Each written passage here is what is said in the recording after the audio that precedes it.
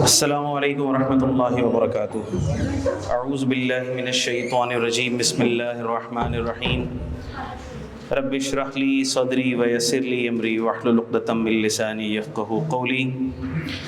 अल्लाहुम्मा सल्लि अला मुहम्मदिन नबिय्यिल उम्मी व अला आलिहि व सल्लिम तस्लीमा। बेटा सेशन का आगाज़ करते हैं तिलावत कलाम पाक से, उसके बाद फिर बहुत बातें करेंगे इंशाअल्लाह। अऊज़ु बिल्लाहि मिनश्शैतानिर रजीम। बिस्मिल्लाहिर रहमानिर रहीम। हुवल्लाहुल्लज़ी ला इलाहा इल्ला हु आलिमुल ग़ैबि वश्शहादति हुवर रहमानुर रहीम। हुवल्लाहुल्लज़ी ला इलाहा इल्ला हु अल-मलिकुल क़ुद्दूसुस सलामुल मुमिनुल मुहैमिनुल अज़ीज़ुल जब्बारुल मुतकब्बिर। सुब्हानल्लाहि अम्मा युश्रिकून। हुवल्लाहुल ख़ालिक़ुल बारिउल मुसव्विरु लहुल अस्माउल हुस्ना युसब्बिहु लहु मा फ़िस समावाति वल अर्ज़ व हुवल अज़ीज़ुल हकीम। सदक़ल्लाहुल अलीयुल अज़ीम। बच्चों, उम्मीद और दुआ करता हूँ आप लोग खैर आफियत से होंगे, खुशबाश होंगे, आपकी तबीयत ठीक होगी, पेपर्स आप लोगों के अच्छे गए होंगे। सबके अच्छे गए हैं? तो ज़रा ज़ोर से बोल दो, जी सर अच्छे गए हैं। गुड। अच्छा, तो जो पेपर्स हो गए अल्हम्दुलिल्लाह, अल्लाह का शुक्र अदा करो, अल्लाह पाक ने खैर आफियत के साथ पेपर्स मुकम्मल करवा दिए। जिन्होंने कैफ़ के पेपर्स दिए, क्योंकि कैफ़ के पेपर्स में थोड़ी बारिशें भी आ गई बीच में, तो बच्चों को थोड़ा जाने में भी मसला हुआ, कुछ तैयारी में भी मसला हुआ, कुछ इलेक्ट्रिसिटी के भी मसले मसाइल चल रहे थे। तो अल्लाह पाक ने ये पेपर्स निकाल दिए, इसी पर हम सबसे पहले अल्लाह का शुक्र अदा करें। दूसरी बात यह है कि जो पेपर जैसा हुआ उस पर अल्लाह का शुक्र अदा करना। जैसा भी हुआ, सर अच्छा नहीं हुआ उस पर भी अल्लाह का शुक्र अदा करना है, जी उस पर भी अल्लाह का शुक्र अदा करना है। क्यों अल्लाह का शुक्र अदा करना है? क्योंकि अल्लाह पाक ने आपको इस काबिल बनाया कि आप जाके अपने हाथ चला पाए, कुछ दिमाग चला पाए, कुछ अपने सेंसेस को, अपनी एफर्ट को यूटिलाइज कर पाए। अल्लाह का करम होगा इंशाअल्लाह तो पास हो जाएगा, और अगर अल्लाह ना करे पास ना भी हो सका तो अगली दफ़ा में पास हो जाएगा इंशाअल्लाह। तो हम अभी से ये सोचे भी ना कि हमारा कोई पेपर रुक जाएगा, अभी हमने हर पेपर की उम्मीद भी अच्छी रखनी है। क्योंकि मिसाल ले रहा हूँ, रिज़ल्ट आने में अगर एक महीना है रिज़ल्ट आने में, तो क्या हम यही सोचें कि वो पेपर रुक जाएगा तो वो एक महीना भी हमारा अज़ियतनाक बन गया? ऐसा है कि नहीं है? और अगर हम ये सोचें कि जैसा हुआ अल्लाह पाक इंशाअल्लाह पास करा देगा, तो एक तो उम्मीद बढ़ गई, मोटिवेशन बढ़ गई, तो और एक महीना तो कम से कम अच्छा हो गया, वरना ये भी जाएगा। ठीक है, तो जो हुआ जैसा हुआ उस पर अल्लाह का हम शुक्र अदा करें। जो कमी कोताही हो गई उसको हम अगली अटेम्प्ट के अंदर, हमें पता है सर टाइम पूरा प्रॉपर नहीं दिया, लेक्चर्स टाइम पे नहीं लिए, प्रैक्टिस नहीं करी, जिसकी भी कमी होती है ना पेपर आने के बाद उसको पता लग जाती है। तो अब आगे के पेपर्स के लिए आप लोगों के लिए वो एक लर्निंग लेसन बन जाएगा। ठीक है, कि ये चीज़ हमने नहीं करनी यार, बड़ा मिस मैनेज हो गया था पेपर, तैयारी प्रॉपर नहीं हो सकी। अच्छा भाई क्यों मिस मैनेज हो गया था? यहाँ मैंने टाइम ज़ाया कर दिया था, अब नहीं करना। बात समझ आ गई? अच्छा, अब ज़्यादातर स्टूडेंट्स ऐसे हैं, मिसाल के तौर पर जो PRC से, अस्सलाम वालेकुम सर, लगा शुक्र, ज़्यादातर स्टूडेंट्स ऐसे भी हैं जो PRC से कैफ़ की जर्नी में एंटर होंगे। काफ़ी सारे स्टूडेंट्स ऐसे हैं जो ग्रुप A से ग्रुप B में एंटर होंगे। और हम हर अटेम्प्ट से पहले ये एक सेशन रखते हैं। ये सेशन है क्यों, इसका ऑब्जेक्टिव क्या है, इसका एजेंडा क्या है? इसका एजेंडा सिर्फ और सिर्फ एक ही है, और वो है याद दहानी। याद दहानी, याद दहानी। हमें याद दहानी होनी चाहिए कि हम क्या कर रहे हैं, क्यों कर रहे हैं, और हमें ये क्वालिफिकेशन कब तक कंप्लीट कर लेनी है। याद दहानी, क्योंकि इंसान को ना याद दहानी की बहुत ज़रूरत है, हर चीज़ के लिए, हर चीज़ में याद दहानी की बहुत ज़रूरत है। एग्ज़ाम, हम पेपर की तैयारी भी करते होते हैं ना, तो रिकैप रिवीजन, सर ये दोबारा रिवाइज करा दें। हाँ, नमाज भी इंसान दिन में 5 मरतबा पढ़ता है ना, रिकैप है, रिवीजन है। हम अल्लाह के बंदे हैं, अल्लाह के हर अहकाम को, हर हुक्म को हमने मानना है, रिवीजन, रिकैप। तो ये सेशन, ये भी याद दहानी है। हम कर क्या रहे हैं, हम इस प्रोफेशन में आए क्यों हैं, हमारा ऑब्जेक्टिव क्या है, हमने कितने टाइम में, कितनी ड्यूरेशन में हमने अपनी क्वालिफिकेशन को कंप्लीट कर लेना है, और उसको कंप्लीट करने के लिए जो प्री रिक्विजिट्स हैं वो हमने लेने हैं। और वो प्री रिक्विजिट्स क्या हैं? सबसे पहले उस्ताद का अदब एहतराम, उस्ताद की गाइडेंस, ठीक से ढंग से क्लासेस, और घर पे ढंग से पढ़ाई, और अपने वालिदैन की दुआएं, ठीक है, और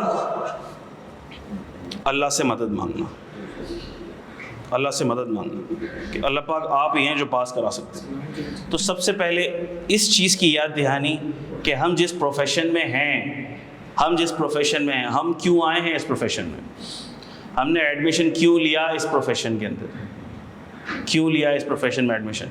कोई बात नहीं, आप लोगों ने पेपर दे दिए, फिर भी 1-2 स्टूडेंट्स अगर ज़रा मुझे बता दें क्यों लिया इसमें प्रोफेशन, इस प्रोफेशन में एडमिशन, तुम बता दो मेरा बच्चा क्यों लिया। याद दिला रहा हूँ मैं, हिंट दे रहा हूँ, हिंट दे रहा हूँ ना, माल मिलेगा बहुत, ऐसा ही है सर, माल मिलेगा। सब ने ये बताया था इस प्रोफेशन में माल बहुत मिलेगा, बहुत पैसे बनेंगे, अच्छी सैलरी मिलेगी, अच्छी अर्निंग होगी। तो क्या अर्निंग इसी प्रोफेशन में होती है? आजकल मैं बताऊँ अर्निंग ज़्यादा किस में हो रही है? पैसे तो भिखारी भीख मांगे भी कमा लेता है यार, पैसे तो भिखारी भीख मांगे भी कमा लेता है। और आज पूरी दुनिया के अंदर पाकिस्तानी कौम भिखारी मशहूर हो रही है, यकीन करो आप।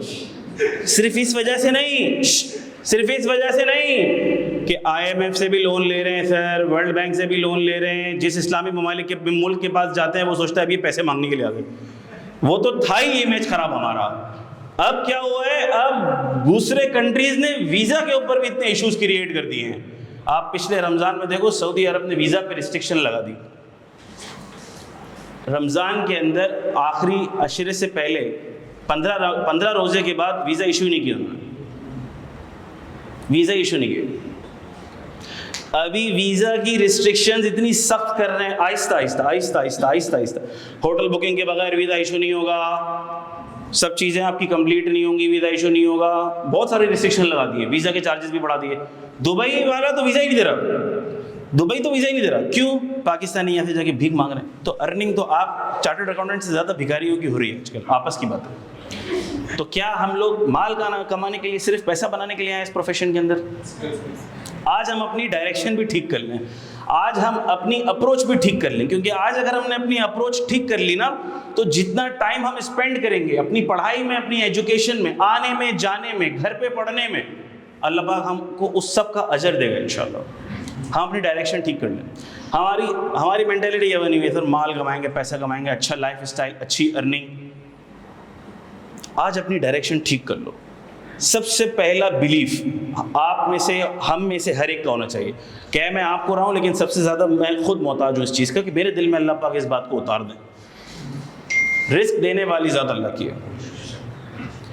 आप पास हों या आप फेल हों, आप सीए कर पाएँ या आप सीए ना कर पाएँ, आपके नसीब का जितना रिस्क है आपको अल्लाह पाक देकर ही रहेंगे इंशाअल्लाह।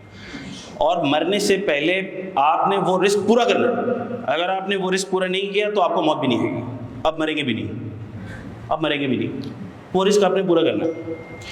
ठीक है, तो सबसे पहले तो अपने दिमाग से ये टेंशन निकाल दो कि आज हम एक रेस में चल रहे हैं ना। ये तो मिसाल के तौर पर क्वालिफाई करने के बाद 2 लाख कमा रहा है, मैं तो सर 4 लाख कमाऊंगा। क्वालिफाई हो जाने के बाद भी इसी रेस में लगे हुए हैं। ये 4 लाख कमा रहा है, मैं 3 लाख क्यों कमा रहा हूँ, मुझे तो 8 लाख कमानी चाहिए, मैं तो इससे बहुत तेज़ आदमी हूँ, मैं तो इससे बहुत होशियार था, ये मुझसे ज़्यादा कैसे कमा रहा है। तो सबसे पहले हम लोग इस बात के ऊपर आ जाएं कि रिस्क का ताल्लुक आपके नसीब से है, अल्लाह पाक के हुक्म से है। आप अपने नसीब से ना ज़्यादा रिस्क ले सकते हैं, ना वक्त से, कहते हैं ना वक्त से पहले ना नसीब से ज़्यादा, ना नसीब से ज़्यादा ना वक्त से पहले। तो सर फिर हम सीए में आए क्यों, ये बात आप पहले बता देते हैं। देखा सीए में हम इसलिए आए हैं because we have to earn a decent lawful Islamic livelihood, ज़िंदगी गुजारनी है अपनी इज़्ज़त के साथ, रिस्क हलाल के साथ, मेहनत के साथ हमें ज़िंदगी गुजारनी है अपनी। और ये प्रोफेशन हमें एक रास्ता देगा कि हम इज़्ज़त के साथ, आफ़ियत के साथ, सुकून के साथ खुश व खुर्रम ज़िंदगी गुजार सकें। लेकिन आप जिस भी फील्ड में चले जाएं, जिस भी फील्ड में चले, आपने आज ये डिसाइड कर लेना है कि सर हम जो भी कमाएंगे, जैसे भी कमाएंगे, इंशाल्लाह हम अल्लाह को नाराज़ नहीं करेंगे, हम अल्लाह को नाराज़ नहीं करेंगे, क्योंकि रिस्क तो मिल ही जाना है। मैंने अभी बताया आपको, वो आपको कैसे भी करके मिल जाना है, लेकिन अल्लाह की रज़ा के लिए हमें कोशिश करनी पड़ेगी, हमें जुस्तजू करनी पड़ेगी, हमें चीज़ें सीखनी पड़ेगी। बहुत से लोगों को मैं मिसाल देता हूँ, छोटी सी मिसाल ले रहा हूँ। बहुत से लोग बहुत अर्निंग कर रहे होते हैं, बहुत चीज़ों में अर्निंग कर रहे होते हैं, लेकिन वो ये नहीं सोचते कि इससे अल्लाह पाक राज़ी हो रहे हैं, अल्लाह पाक नाराज़ हो रहे हैं। और अच्छे लोग, पढ़े लिखे लोग अर्निंग कर रहे हैं, उनको पता ही नहीं अल्लाह पाक राज़ी हो रहे हैं, अल्लाह नाराज़ हो रहे हैं। मैं एक छोटी सी मिसाल दूंगा। ट्रेडिंग, लोग ट्रेडिंग करते हैं, गुड्स को परचेज़ करते हैं, गुड्स को सेल करते हैं।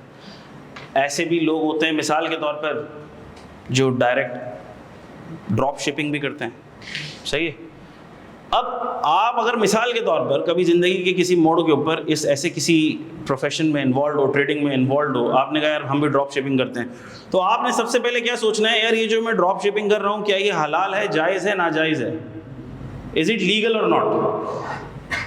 मैं इस बहस में नहीं पढ़ रहा ठीक है या ठीक नहीं है, ठीक है या ठीक नहीं है, मैं इस बहस में पढ़ ही नहीं रहा। मैं कह रहा हूँ लेकिन आपने ये चीज़ सोच के करनी है कि हम जो करने जा रहे हैं उससे अल्लाह पाक राज़ी होंगे या अल्लाह पाक नाराज़ होंगे। ये जो मैं ट्रेड कर रहा हूँ, इसमें माल तो मिल रहा है, मेरा लाइफ स्टाइल तो अच्छा हो रहा है, मुझे करोड़ों रुपए तो बन रहे हैं मेरे, लेकिन क्या ये transaction Islamic point of view से हलाल भी है कि नहीं है? कहीं ये जो मेरी अर्निंग आ रही है इसके अंदर सूद का शायबा तो नहीं है, सूद तो शामिल नहीं हो रहा, कहीं मैं झूठ बोल के तो पैसे नहीं कमा रहा, कहीं मैं किसी को धोखा देके तो पैसे नहीं कमा रहा। इसीलिए आज सीए के प्रोफेशन में हर सब्जेक्ट में आपको एथिक्स भी सिखाई जाती है। टैक्स के अंदर भी आपने एथिक्स पढ़ा, काफ़ी सारे माशाल्लाह बच्चे बैठे हुए जिन्होंने टैक्स पढ़ा, टैक्स में भी एथिक्स पढ़ा, अकाउंटिंग रिपोर्टिंग में भी एथिक्स पढ़ते हो, ऑडिट में भी एथिक्स पढ़ते हो, फिर सीए फाइनल में कॉर्पोरेट लॉ में भी एथिक्स पढ़ते हो, सीए फाइनल में फाइनेंशियल रिपोर्टिंग में फिर एथिक्स आता है, सीए फाइनल में ऑडिटिंग में फिर एथिक्स आता है, एमएसए में फिर एथिक्स आता है, सीफेप 5 में भी एथिक्स आता है। सर इतना एथिक्स हमें पढ़ाई क्यों रहा है, क्या है? Aren't we ethical? As a nation we all are not much ethical. बहैसियत कौम हम इतने एथिकल नहीं हैं, माजरत के साथ। आज ये जो मसाइब आ रहे हैं, परेशानियाँ आ रही हैं, सैलाब आ रहे हैं, अल्लाह पाक का अजाब आ रहा है, अल्लाह पाक नाराज़ है हमसे, अल्लाह पाक हमसे नाराज़ हैं, अल्लाह पाक खुश नहीं है हमसे। तो सर ये जिन पर नहीं आ रहा अजाब, अल्लाह उनसे खुश है? पता नहीं, लेकिन ये अजाबात खुश हो भी सकता है, नहीं भी हो सकता, लेकिन ये अजाबात इस चीज़ की इंडिकेशन है कि कुछ हम गलत कर रहे हैं, कुछ गलत कर रहे हैं। आज हम झूठ भी बोल रहे हैं, धोखा भी दे रहे हैं, सूद भी खा रहे हैं, ठीक है, हम लाख बुरा भला बोल रहे हैं, हुक्मरान चोर हैं, मुल्क ऐसा मुल्क वैसा, ये हो गया वो हो गया, लेकिन हमें से कोई भी अपने गिरबान में झांक के देखने के लिए तैयार नहीं है। आज हम पूरा दिन टाइम वेस्ट कर रहे हैं मोबाइल के ऊपर, अपना पूरा टाइम वेस्ट कर रहे हैं, टाइम पर नमाज हम नहीं पढ़ रहे। आज हर किसी की जेब में पूरा सिनेमा चल रहा है, क्या देख रहा है क्या नहीं देख रहा, अनगवर्नड, ईच एंड एवरीथिंग अनगवर्नड। हमारा इखलाक हमारे वालिदैन के साथ क्या है कुछ नहीं पता, वालिदैन के दिल से दुआ निकल रही है नहीं निकल रही है, ऐसी बद इखलाकी देख के। तो कहने का मकसद ये है, आज हम जाते हैं, गाड़ी चला रहे हैं, बाइक चला रहे हैं, सिग्नल हम तोड़ रहे हैं, सिग्नल तोड़ रहे हैं, दूसरे की गाड़ी ठोक रहे हैं, उसके बाद फिर सीना चौड़ा करके बोल रहे हैं गलती तुम्हारी थी। घर के बाहर हम गाड़ी खड़ी कर देते हैं, झूठ बोल के हम लोग माल बेचते हैं। आज दूध बेचने वाला दूध में पानी मिला रहा है, जो फल फ्रूट सब्जी बेचता है ना, वो नापतोल में कमी कर रहा है। मैं कह रहा हूँ भाई, तो फिर अजाब नहीं आएगा तो क्या अल्लाह का करम नाजिल होगा, अल्लाह की मेहरबानी नाजिल होगी? तो हमने अपने आप को दुरुस्त करना है, हमने अपने आप को दुरुस्त करना है, और आप सब ने, हम सब ने अपने अपने डोमेन में रहते हुए अपने आप को दुरुस्त करना है। तो हम अच्छे इंसान बनेंगे। सबसे पहले अच्छे इंसान बनेंगे तो अच्छे चार्टर्ड अकाउंटेंट खुद ही बन जाएंगे इंशाल्लाह। और जब अच्छे चार्टर्ड अकाउंटेंट इंशाल्लाह हम बन जाएंगे तो फिर जो भी हम करेंगे वो उससे अल्लाह राज़ी होंगे, उससे हम हलाल कमा सकेंगे। Are you getting this? और उस हलाल के अंदर अल्लाह पाक ऐसी बरकत और ऐसी खुशी देंगे कि जो शायद दूसरा जो इलीगल वेज से पैसे कमा रहा है, चाहे वो बहुत ज़्यादा कमा रहा है, लेकिन वो टेंशन में होगा, परेशानी में होगा, डिप्रेशन में होगा, उसको रातों को नींद भी नहीं आ रही होगी और हम सुकून से सो रहे होंगे। ये सबसे बड़ी दौलत है। अल्लाह नाराज़ नहीं होना चाहिए। तो हम जो भी करें, जैसा भी पढ़ें, जिस तरह भी करें, अल्लाह नाराज़ नहीं होना चाहिए हमसे। Are you getting this? तो अगर आज हम इस माइंड सेट से अपनी जर्नी का आगाज़ करेंगे, जो भी पढ़ने जा रहे हैं वो पढ़ने की शुरुआत करेंगे, तो हमारे लिए हर पल अल्लाह पाक, जिसको कहते हैं ना कबूलियत का बना देंगे, उसमें अल्लाह पाक हमारे लिए नेकियां रख देंगे। हम सुबह उठेंगे क्लास लेने के लिए, आने के लिए जल्दी, इसमें भी अल्लाह पाक हमारे लिए नेकियां रख देंगे। क्योंकि इस बंदे की तो नीयत ही क्या है कि मैं एक अच्छा इंसान बनूंगा, मैं अल्लाह को राज़ी करूंगा, मैं हलाल कमाऊंगा, और ये जो एजुकेशन मुझे मिल रही है ना, मैं इससे अपने वालिदैन को सपोर्ट करूंगा, मैं इससे बहुत अच्छे काम करूंगा, मैं अपना भी भला करूंगा, सोसाइटी का भी भला करूंगा, सबका भला करूंगा। ए अल्लाह पाक मुझे बहुत सारा रिस्क दे, आफियत वाला रिस्क दे, बरकत वाला रिस्क दे, ताकि मैं अपने वालिदैन की, पूरी सोसाइटी की मदद कर सकूं, बहुत ज़्यादा कर सकूं। तो आपका हर स्टेप जो है ना, उस पर आपको नेकी मिलना शुरू हो जाएगी इंशाल्लाह। तो सबने ये नियत कर ली है? सबने ये नियत कर ली है? गुड। अब हम स्टार्ट करते हैं अपने सब्जेक्ट से। अच्छा, जिन्होंने ग्रुप ए के सब्जेक्ट दे दिए वो ग्रुप बी के अंदर एंटर होंगे, ठीक है? तो ग्रुप बी की बात सर हसन ज़रा ज़्यादा करेंगे, माशाल्लाह ग्रुप बी में सब्जेक्ट्स की चैम्पियन है। ग्रुप ए के ऊपर थोड़ी सी मैं बात कर लेता हूँ। आमतौर पर ग्रुप ए की डिस्कशन उन स्टूडेंट्स के लिए जो कि पीआरसी से ग्रुप ए में आ रहे होंगे, जो ग्रुप ए का मज़ा चख चुके, आ चुके, 2-3 पेपर्स दे चुके। मिसाल ले रहा हूँ कि कॉम्बिनेशन ज़्यादा से ज़्यादा कितने हो सकते हैं भाई? 4 पेपर हैं। पहले पिछली स्कीम में आ जाओ, कैफ 1 अकाउंटिंग था, कैफ 2 टैक्स था, कैफ 3 कॉस्टिंग था, कैफ 4 बिजनेस लॉ था। तो या तो बच्चे कैफ के पहली अटेम्प्ट के अंदर 1, 2, 4 दे देते हैं या 1, 2, 3 दे देते हैं, तो उनके पास ग्रुप ए का एक पेपर बचता। अब जो भी वो पेपर बचता है, लॉ के बारे में सर सवाल ज़्यादा बेहतर बात करेंगे, तो अब जो भी उनका पेपर बचा हुआ होगा उसके साथ उन्होंने फिर ग्रुप बी का कॉम्बिनेशन बनाना होगा, जो कि सर हसन जिस पे बात करेंगे। मैं क्या बात करने लगा हूं? मैं ये बात करने लगा हूं कि जो बच्चे पीआरसी से कैफ के अंदर एंटर हो रहे हैं ग्रुप ए के थ्रू, अब नई स्कीम के अंदर हम एंटर हो गए हैं। नई स्कीम के अंदर ये है नई स्कीम के पर्चे, पुरानी स्कीम के पर्चे नहीं लिखे मैंने, नई स्कीम के पर्चे लिखे, क्योंकि पीआरसी वाले बच्चे अब इस नई स्कीम के तहत ग्रुप ए में एंटर होंगे, और मार्च 26 के एग्जाम हमारे नई स्कीम के मुताबिक। पहला पर्चा FR1 अनचेंज्ड, ऑलमोस्ट अनचेंज्ड। अच्छा, पेपर्स भले अनचेंज्ड है, लेकिन आईकैप ने कोर्स आउटलाइन में थोड़ी बहुत चेंजिंग की है, और आईकैप ने सारे सब्जेक्ट्स की रिवाइज्ड स्टडी टेक्स्ट लॉन्च कर दी है, पोर्टल के ऊपर अवेलेबल हो गई है। सारे सब्जेक्ट्स की रिवाइज्ड स्टडी टेक्स्ट आईकैप ने लॉन्च कर दी है। तो कुछ भी हो, थोड़ा बहुत चेंज जहाँ जहाँ टॉपिक के अंदर एडिशन है, सब्ट्रैक्शन है, वो हर सब्जेक्ट का रिस्पेक्टिव टीचर आपको ड्यूरिंग द कोर्स बताता रहेगा। तो ये 2 सब्जेक्ट तो अपनी जगह ही हैं अनचेंज्ड। उसके बाद हमारे पास एक नया सब्जेक्ट आईकैप ने इंट्रोड्यूस करवाया है, Kaif 3 data system and risks, ठीक है ना? उसके टीचर भी हमारे साथ मौजूद हैं, उनसे बात भी करेंगे सब्जेक्ट के ऊपर डिटेल, उनसे उनकी गाइडेंस लेंगे, उनका एनालिसिस लेंगे। बिजनेस लॉ पहले भी मौजूद था, अब भी अपनी जगह पर है, हाँ, लेकिन बिजनेस लॉ मज़ीद शक्तिशाली और ख़तरनाक हो गया है ठीक है, उसके ऊपर सर सवाल ज़रा डिटेल में बात करेंगे, ठीक ठीक हो गई। अच्छा, तो कॉम्बिनेशंस के बारे में अगर मैं बात करूं, देखो अभी का टाइम टेबल आईकैप ने लॉन्च किया नहीं है सर, लॉन्च नहीं किया ना अभी, जो नया वाला टाइम टेबल है, नया वाला टाइम टेबल अभी सर ने आईकैप ने लॉन्च किया नहीं कि अब पेपर किस शेड्यूल और टाइमिंग के हिसाब से होंगे।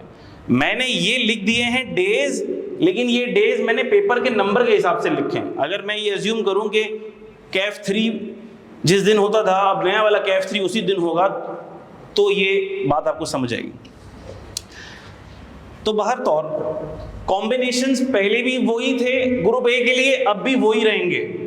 या स्टूडेंट्स उठाएंगे 1 to 4, या स्टूडेंट्स ले रहे होंगे 1 to 3। 3 पेपर्स तो आपको लेने ही चाहिए, एटलीस्ट 3 पेपर्स। वजह क्योंकि ये वाली जो अटेम्प्ट है ये बड़ी आफियत वाली अटेम्प्ट है, सुकून वाली अटेम्प्ट है। इसके अंदर छुट्टियां ना होने के बराबर है, कम से कम है, मिनिमम। इसमें ना ईद उल अज़हा है, ना ईद उल फितर है, ना इसमें मुहर्रम की छुट्टियां हैं, इसमें कुछ छुट्टियां नहीं हैं। ना बारिशों की ख़ास कोई फोरकास्ट है, जितनी होनी थी हो गई हैं, अल्लाह करे जितनी होनी थी हो गई हैं। तो ये वाला अटेम्प्ट काफ़ी आफियत वाला रहेगा इंशाअल्लाह। वक्त भी आपके पास ठीक ठाक है। तो अब कोई मुझसे ये ना पूछे सर 1 उठाएं, 2 उठाएं, 3 उठाएं, 4 उठाएं। भाई या 3 उठाओ या 4 उठाओ। 4 वो उठाए जिसको पता होगा मैं बहुत पढ़ने वाला हूँ, मैं बहुत अच्छा बच्चा हूँ, मैं बहुत एक्स्ट्रा ऑर्डिनरी हूँ। सर क्या 4 डुएबल हैं? हाँ डुएबल हैं, बहुत एक्स्ट्रा ऑर्डिनरी बच्चे के लिए। मैं रेकमेंड नहीं करूँगा क्योंकि मुझे पता थोड़ी आप एक्स्ट्रा ऑर्डिनरी हैं। ये तो आपको पता, ये आपके वालिदैन को पता। 3 तो उठानी ही चाहिए आपको, 3 तो उठाने चाहिए। अब वो 1 to 4 हो सकता है, वो 1 to 3 हो सकता है, ठीक है। ये तो जो 3 के टीचर हैं और जो 4 के टीचर हैं, जब ये आपको अपने कोर्स के बारे में डिटेल में बताएंगे तो फिर आप उनसे मशवरा लेंगे सर हम क्या करें। हम आपको अपने कोर्स के बारे में बता रहे होंगे, अपने कोर्स के बारे में हम बता रहे होंगे, तो उसकी हम शुरुआत कर लेते हैं। सर अगर आप अलाउ करें तो मैं टैक्स का बता दूं, उसके बाद फिर अकाउंटिंग के बारे में आप बात शुरू कर दीजिएगा। तो अकाउंटिंग के बारे में माशाल्लाह हमारे एक्सपर्ट ट्यूटर्स जो मौजूद हैं वो आपको गाइड करेंगे। मेरा सब्जेक्ट जो है मैं बात करके थोड़ी देर के लिए फिर आराम करूंगा। This is my subject which I teach. CAF 2 Tax Principles and Taxation Principles and Compliances. नाम चेंज कर दिया है कि आपने, सबसे बड़ा चेंज तो नाम में कर दिया है कि आपने। पहले टैक्स प्रैक्टिसेस था, अभी हो गया ये टैक्सेशन, क्या था? Taxation principles and compliances. तो नाम में ही चेंज आ गया। भाई नाम में भले चेंज रहे, काम में चेंज नहीं है। कोर्स आउटलाइन ऑलमोस्ट वही, सब चीज़ें वैसी ही हैं।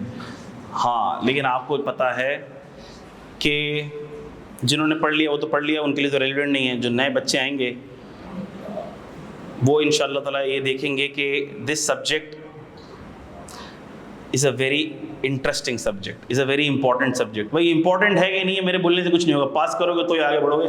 ये तो सारे सब्जेक्ट इंपॉर्टेंट है भाई, सारे सब्जेक्ट इंपॉर्टेंट है। लेकिन कुछ सब्जेक्ट होते हैं जो चार्टर्ड अकाउंटेंसी के कोर सब्जेक्ट्स होते हैं, which are core subjects of chartered accountancy. वजह क्योंकि एक चार्टर्ड अकाउंटेंट जब अपनी एजुकेशन हासिल कर लेता है और वो प्रैक्टिस करता है, प्रैक्टिस से मुराद अपनी एजुकेशन को अपने प्रोफेशन में लेकर आता है, प्रैक्टिस में लेकर आता है और उसको अपना कैरियर बना के, उसको अपना ऑक्यूपेशन बनाकर अर्निंग शुरू करता है। इसीलिए हम कह रहे हैं प्रैक्टिस में आता है। तो अब एक चार्टर्ड अकाउंटेंट जब प्रैक्टिस में आता है, अपनी नॉलेज को प्रैक्टिस में लेकर आता है, उसको ऑक्यूपेशन बनाता है, उससे अर्निंग शुरू करता है, तो आम तौर पर कुछ बड़ी फील्ड्स हैं जिसमें चार्टर्ड अकाउंटेंट अपना कैरियर बनाता है। Taxation is one of those. Taxation is one of those. आपने देखा होगा बहुत से लोग टैक्स की प्रैक्टिस में होते हैं, टैक्स की प्रैक्टिस में टैक्स के लॉयर्स बन जाते हैं। फर्म के अंदर टैक्स का डिपार्टमेंट भी अलग होता है, टैक्स का पार्टनर भी अलग होता है। क्यों? क्योंकि टैक्स एक इतनी बड़ी फील्ड है, दुनिया है अलग पूरी, इसके लॉज हैं बहुत सारे।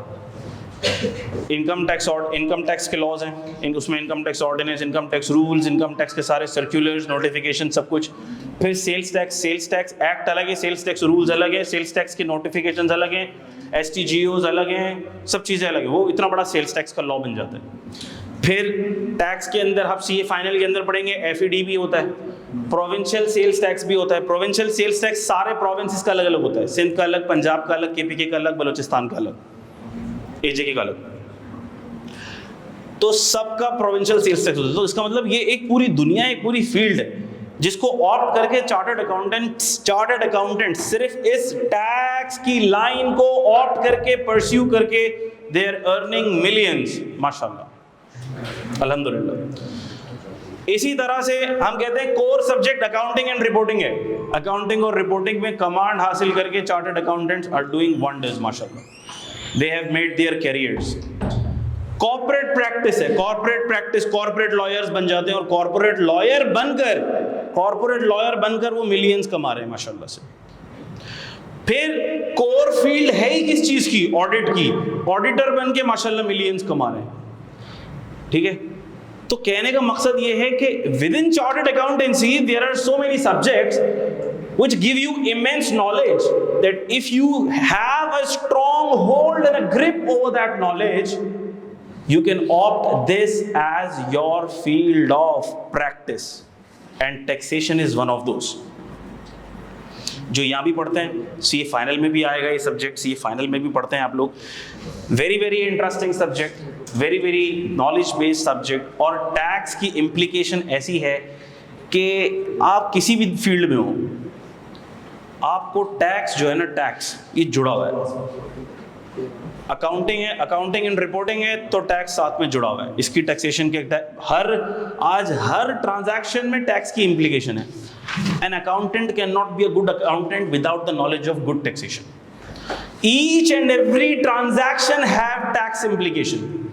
आज कोई गुड्स की पेमेंट करने जाएगा ना, उस पर भी विदहोल्डिंग की इम्प्लीकेशन है। गुड्स की पेमेंट रिसीव करेगा, सर्विसेज की पेमेंट करेगा, सर्विस की पेमेंट रिसीव करेगा, बिल देंगे आप, बिल के अंदर टैक्स लग के आ रहा है। आप अपना बिजली का बिल दे रहे हैं, आप अपने इंटरनेट का बिल दे रहे हैं, उसमें एडवांस टैक्स लग के आ रहा है। आप अपने मोबाइल का कार्ड डलवा रहे हैं, उसमें टैक्स लग रहा है। सर ये इतना टैक्स लग रहा है, जा किधर रहा है, इसको रिकॉर्ड कैसे करना है, और कितना कितना टैक्स किस किस चीज पर लगेगा, कैसे कंप्यूट होगा, ये सारी बातें हम इस सब्जेक्ट में देखेंगे इंशाल्लाह। और अल्लाह के हुक्म से बड़ी बात नहीं कर रहा, जो स्टूडेंट्स माशाल्लाह यहाँ बहुत सारे स्टूडेंट्स बैठे हुए हैं जो हमारे स्टूडेंट्स हैं, पढ़ चुके हैं, तो जब आप लोग इस सब्जेक्ट को पढ़ेंगे इंशाल्लाह तो आपको पढ़ने में मज़ा आएगा अल्लाह के हुक्म से इंशाल्लाह। मेरी ज़ात से पूरी कोशिश होगी कि मैं इस सब्जेक्ट को आपके लिए जितना आसान से आसान कर सकूं और इस सब्जेक्ट को आपके लिए पीस ऑफ केक बना सकूं इंशाल्लाह। ठीक है मेरे बच्चों, ज़्यादा बातें मैं करूँगा नहीं। पीआरसी के बच्चे जो बैठे हुए हैं, जो कैफ के बच्चे बैठे हुए हैं, उनसे बात करने का फ़ायदा नहीं है, वो तो दे चुके पेपर। जो पीआरसी के बच्चे बैठे हुए हैं वो ऐसे हैं कि जैसे अंडे में से चूज़ा निकल के बाहर आ गया। अब मैं उनसे टैक्स की क्या बात करूँ मैं उनसे क्या बात करूँ टैक्स की? तो वो जब आएंगे पढ़ेंगे तो उनको पता लगेगा टैक्स क्या होता है। लेकिन इंशाअल्लाह अल्लाह के हुक्म से अल्लाह पाक मुझे भी इस काबिल करें कि मैं इस सब्जेक्ट को आपके लिए आसान से आसान तरीन बना सकूं, और आपको भी इस काबिल करें कि आपके दिमाग में मेरी हर बात न सिर्फ दिमाग में उतरे बल्कि दिल में भी उतर जाए। ठीक है, अच्छा देखो बच्चों, ये जो सब्जेक्ट है ना Kaif 3 data systems and risks, इसका पहले मैं मुख्तसर सा इंट्रोडक्शन दे दूं, फिर सर को भी इनवाइट करूंगा मैं। ये पेपर ICAP ने इंट्रोड्यूस किया है किसी मकसद के तहत, और मकसद ये है कि अब हर चीज में IT इन्वॉल्व है। हम कुछ भी कर रहे हैं उसमें IT इन्वॉल्व है। घर से लेकर यहाँ तक आ रहे हैं, बाइकिया करा रहे हैं उसमें भी IT इन्वॉल्व है। अब मैं देख रहा था कि सैलाब आया है, सैलाब में लोगों को रेस्क्यू किए जा रहे हैं ड्रोन्स की मदद से। ड्रोन में बताया जा रहा है इधर है बंदा, विक्टिम इधर खड़ा हुआ है, मदद के लिए बुला रहा है, वो ड्रोन से रस्सा निकल रहा है, वो बंदे को बांध रहा है और फिर रेस्क्यू हो रहा है। थोड़े टाइम में ऐसा दिन भी आएगा, इससे ख़वातीन काफ़ी खुश रहती है, ऐसी मशीन भी आ जाएगी उसमें सारी सब्जियां मसाले उसमें डाल दिए, रेसिपी उसके ऊपर सेट कर दी और स्टार्ट का बटन दबा दिया, अब कोयला कढ़ाई बन के निकल रही है, KFC का बर्गर बन के निकल रहा है। ऐसी मशीन आ चुकी है सर, आसान बता रहे हैं माशाल्लाह। तो अब बात ये है कि फिर अच्छा है घर में बेगम को बोलने की मोहताजी भी नहीं, भाई जो खाना है रेसिपी वगैरह डाली, बटन दबाया, खाना बन के आ गया, भाई बाहर के पैसे भी बच गए, खर्चा ही बच गया। क्या ख्याल है? तो कहने का मकसद ये है कि technology is now in everything. हम सांस भी ले रहे हैं तो वाईफाई के 2-4 सिग्नल अंदर जा रहे हैं दिल और दिमाग के अंदर, उसका इम्पैक्ट क्या हो रहा है कुछ पता नहीं है। तो कहने का मकसद ये है कि ये सब्जेक्ट बहुत जरूरी था। ICAP को ये रियलाइज हुआ कि भाई बच्चों को टेक्नोलॉजी तो पढ़ा दो, पता लगे टैक्स और अकाउंटिंग पढ़ पढ़ के पगला गए। जब क्वालिफाई हुए तो हर तरफ आईटी आईटी है, वो तो पढ़ा ही नहीं था। टैक्स और अकाउंटिंग पढ़ पढ़ के आ गए, आईटी तो पढ़ा ही नहीं था, अब तो है ही आईटी, करें क्या? तो भाई आईटी का सब्जेक्ट ICAP ने इंट्रोड्यूस किया। उसके लिए KNS ने चराग लेकर जो है ना हीरा तलाश किए। माशाल्लाह बड़े experience teacher, very experience teacher. He has professionally worked in internal audit department of IT system and controls, UBL bank में। सर कौन से डिवीजन में आप थे sir? IT audit, UBL bank की IT ऑडिट में। अच्छा, मैंने बैंक्स का ऑडिट किया है, अपनी पूरी आर्टिकलशिप मैंने बैंक्स का ही ऑडिट किया है। और बैंक्स के जितने सोफिस्टिकेटेड सिस्टम्स होते हैं ना, I can not tell you, ये सही बताएंगे। उसका ऑडिट करना, उसको देखना, उसको समझना, उसकी गवर्नेंस को देखना, यानी कि इन्होंने बड़ी क्लोजली IT में चीज़ों को देखा हुआ है। ठीक है, तो ये इंशाअल्लाह ताला चीज़ों को प्रैक्टिकली लिंक करके ना सिर्फ आपको ये सब्जेक्ट समझाएंगे, बल्कि इस सब्जेक्ट को आसान बनाने की कोशिश भी करेंगे। हमारी बहुत सारी नेक तमन्नाएं सर के साथ हैं, बहुत सारी दुआएं सर के साथ हैं।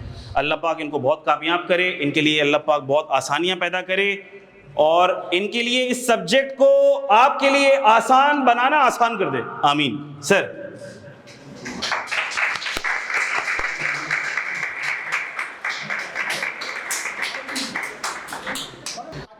सबसे पहले आप अपना ब्रीफ इंट्रोडक्शन, आप का जो प्रोफेशनल बैकग्राउंड है, आपकी जो IT की जो एक्सपर्टीज है, प्लीज आप सबसे पहले वो अगर।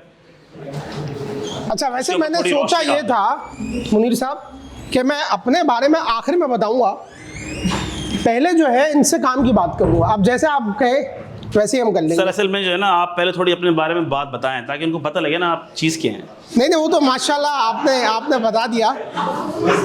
सो हम तो नाचीज़ें कोई ऐसी बात नहीं है, अल्हम्दुलिल्लाह अल्लाह ताला का बड़ा करम है। सो नाम मेरा आप लोगों को पता है? किस किस को पता है? जरा हाथ उठाइए। क्लास में ना एनर्जी होनी चाहिए। सर ये फेसबुक देखते हैं सुबह से रात तक, सिर्फ तभी तो पूछ रहा हूं। काम की चीज नहीं देखते, बाकी सब चीजें देखते हैं। ये किसको मेरे बारे में पता है, मेरा नाम पता है? हाथ उठाओ, जरा खुल के हाथ उठाओ। अच्छा, बहुत कम लोगों को पता है। ओके, सो बाकी लोग किस मकसद के तहत आज मेरा सेशन लेने आए? मतलब क्या था जहन में? नो अबाउट क्या चीज़ें हैं और कोई आइडियाज? नया सब्जेक्ट इंट्रोड्यूस हुआ है उस हवाले से कि क्या क्या उसके अंदर। सही। चले, तो मैं आपको थोड़ा सा मुख्तलिफ सा अपना तारुफ कराता हूँ और फिर सब्जेक्ट की जानिब आएंगे। आमिर शौकत हुसैन मेरा नाम है, और 20 साल पहले मैं आप लोगों की तरह इस तरह कुर्सी पर बैठा रहता था और पढ़ाई करता था, और अल्हम्दुलिल्लाह आज 20 साल के बाद कुदरत ने मौका दिया है कि मैं टेबल की इस जानिब आया हूँ। तो ये एक बड़ी लंबी जर्नी है 20 साल की। इस 20 सालों में 10 साल मैं फर्ग्यूसन में रहा हूँ, एडवाइजरी में रहा हूँ, ऑडिट में रहा हूँ, फिर मैं हबीब बैंक में रहा हूँ, UBL में मैंने आखिरी 5 साल गुजारे as head of IT audit. ठीक है, 5 साल मैंने UBL में गुजारे। उसके बाद मैंने सोचा कि ज़िंदगी में कब तक नौकरी करता रहूँगा। सो मैंने सोचा मैं भी कुछ अपना बिज़नेस स्टार्ट करूँगा, अपनी एंटरप्रेन्योरशिप जर्नी स्टार्ट करूँ। सो 2-2.5 साल पहले मैंने अपनी एक कंपनी लॉन्च की जहाँ पे हम शेयर्ड सर्विसेज प्रोवाइड करते हैं, जिसमें IT सर्विसेज एक कंपोनेंट है।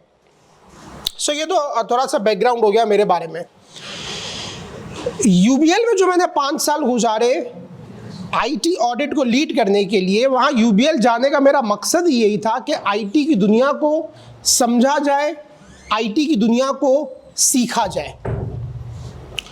और आज जो मैं आप लोगों के सामने खड़ा हुआ हूँ, उसकी एक बड़ी वजह ये है कि एक ऐसे स्किल सेट की तलाश थी।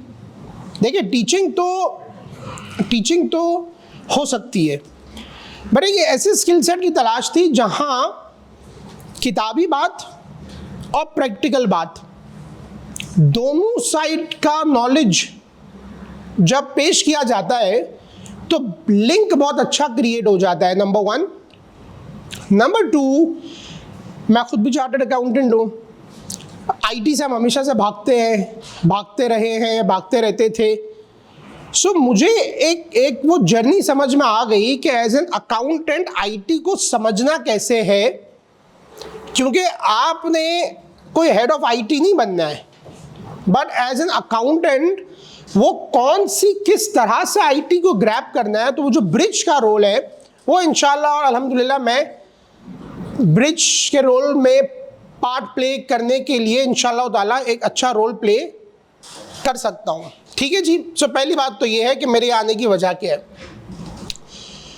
दूसरी बात ये है कि मैं आईटी के ऊपर ट्रेनिंग्स भी बहुत सारी दे रहा होता हूँ। मैं कॉर्पोरेट ट्रेनर भी हूँ अल्हम्दुलिल्लाह। सो बोर्ड ऑफ डायरेक्टर्स को cyber security, IT audit, IT assurance से रिलेटेड ट्रेनिंग्स दे रहा होता हूँ। सो ये तो मेरा मुख्तसर बैकग्राउंड मैंने आप लोगों को बता दिया, मैंने आपको वजह बता दिया, और मैंने आपको सबसे अहम चीज़ वो बताई वो जो ब्रिजिंग रोल है। एज एन अकाउंटेंट आईटी को कैसे देखना है और एज एन अकाउंटेंट आईटी को कैसे आगे लेकर के जाना है। समझ में आ रही है बात? सो फार सो गुड। तो चेहरों पर मुझे वो नज़र आ रहा है कि कुछ सर ये Confusion डर नजर गए आ सर, रही ये है। लोग डर गए, नए सब्जेक्ट से डर गए। हाँ, डर तो हटाते हैं आप आपका। सर इनको ये बता दें कि एक ही बात बता दें, ये खुश हो जाएंगे। ये मैं इनको सब्जेक्ट बताता पास हूँ। करना मुश्किल है कि आसान है? मैं इनको बताता हूँ, लेकिन जरा चेहरे पे मुस्कुराहट तो आए, थोड़ी सर, आप एनर्जी बोलते हैं तो आसान आए, है, ये मुस्कुरा देंगे। एनर्जी तो आए। अच्छा, अब पहले तो हम ये बात कर लेते हैं कि आईटी डेटा रिस्क इस सब्जेक्ट के अंदर क्या है। ये तो आप लोगों को भी पता होगा क्या होगा इसके अंदर।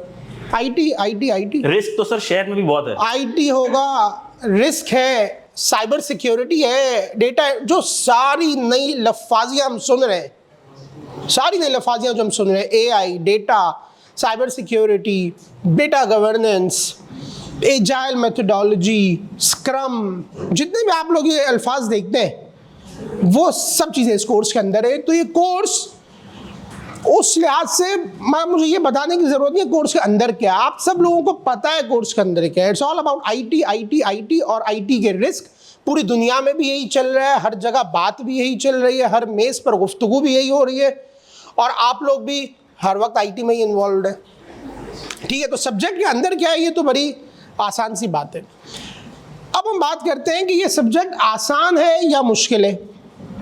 आप लोगों की नज़र में मुझे शो ऑफ हैंड से बताइए, क्या समझते हैं आप, ये आसान है या मुश्किल है? आसान है। कौन समझता है आसान है? कौन समझता है आसान है? अरे हाथ इतना शर्मा के क्यों उठा रहे हो? नज़र तो आए। आसान कौन समझता है? यहाँ से तो सिर्फ मुझे एक ही हाथ नज़र आ रहा है, और यहाँ 1 2 3 4 5 लोग, 6 7 लोग इस कमरे में तकरीबन 32 या 33 या 35 लोग बैठे हुए होंगे, और 7 लोग समझते हैं कि ये सब्जेक्ट आसान है।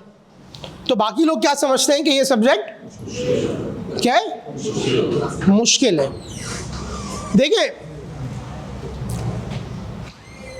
आसान और मुश्किल में फ़र्क क्या होता है? बड़ा सादा सा फ़र्क होता है।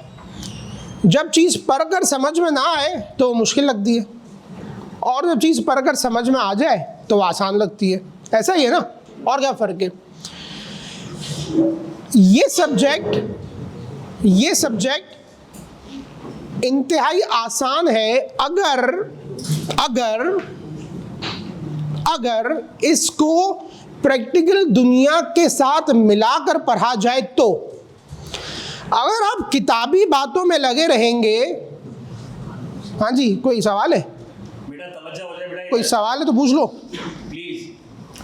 अगर आप इसको किताब से ही पढ़ते रहेंगे तो ये सब्जेक्ट मुश्किल लगेगा, लेकिन जब आप इसको प्रैक्टिकल दुनिया से रिलेट करेंगे तब ये सब्जेक्ट बहुत ही आसान होगा। इसकी मैं आपको मिसाल, आप सिर्फ मुझे इस तरह से देखिए कि जब मैं एक चार्टर्ड अकाउंटेंट जिसने 15 साल, मेरा 20 साल का टोटल एक्सपीरियंस है, जिसने 12 या 13 साल कभी ज़िंदगी में आईटी देखी ही ना हो, वो पाकिस्तान के एक सबसे बड़े बैंक का हेड ऑफ आईटी ऑडिट बन जाए, तो ये आसान ही था ना। मुश्किल होता तो ये कैसे हासिल होता? तो आईटी में कुछ भी नहीं है, सिर्फ देखने का जाविया है। ये बहुत ही आसान सब्जेक्ट है अगर आप इसको प्रैक्टिकल दुनिया के साथ मर्ज कर ले। और इंशाल्लाह ताला मेरी पूरी कोशिश ये होगी कि आपको मैं स्टार्ट करूं प्रैक्टिकल दुनिया से, ये हो कैसे रहा है, क्या होता है, और फिर हम मूव करें किताब की तरफ कि किताब में क्या लिखा हुआ है। हम रिवर्स अप्रोच लेकर के चलेंगे, हम डायरेक्ट अप्रोच लेकर के नहीं चलेंगे, जो मेरी नज़र में ज़्यादा सूदमंद रहेगी आप लोगों के लिए। ठीक है जी, एक बात तो ये हो गई। तो हमने ये जिक्र कर लिया कि ये सब्जेक्ट आसान है या मुश्किल है। सो मेरी नज़र में ये सब्जेक्ट बहुत ज़्यादा आसान है, इसमें कुछ मुश्किल नहीं है। अब एक दूसरे पहलू पे गुफ्तगू कर लेते हैं कि क्या ये सब्जेक्ट बोरिंग है या इंटरेस्टिंग है। क्या ख्याल है आप लोगों का, कौन समझता है ये बोरिंग है? थियोरेटिकल और बोरिंग कौन समझता है? कौन समझता है? सिर्फ 4 लोग समझते हैं ये बोरिंग है, बाकी लोग क्या समझते हैं? इंटरेस्टिंग है। बाकी कुछ समझ ही नहीं रहे सर। बाकी नहीं समझ रहे। इंटरेस्टिंग होगा। क्यों इंटरेस्टिंग होगा? कोई एक बताएगा मुझे साहब, क्यों इंटरेस्टिंग होगा? डिफरेंट टर्मिनोलॉजीज आएंगी। आप बताइए।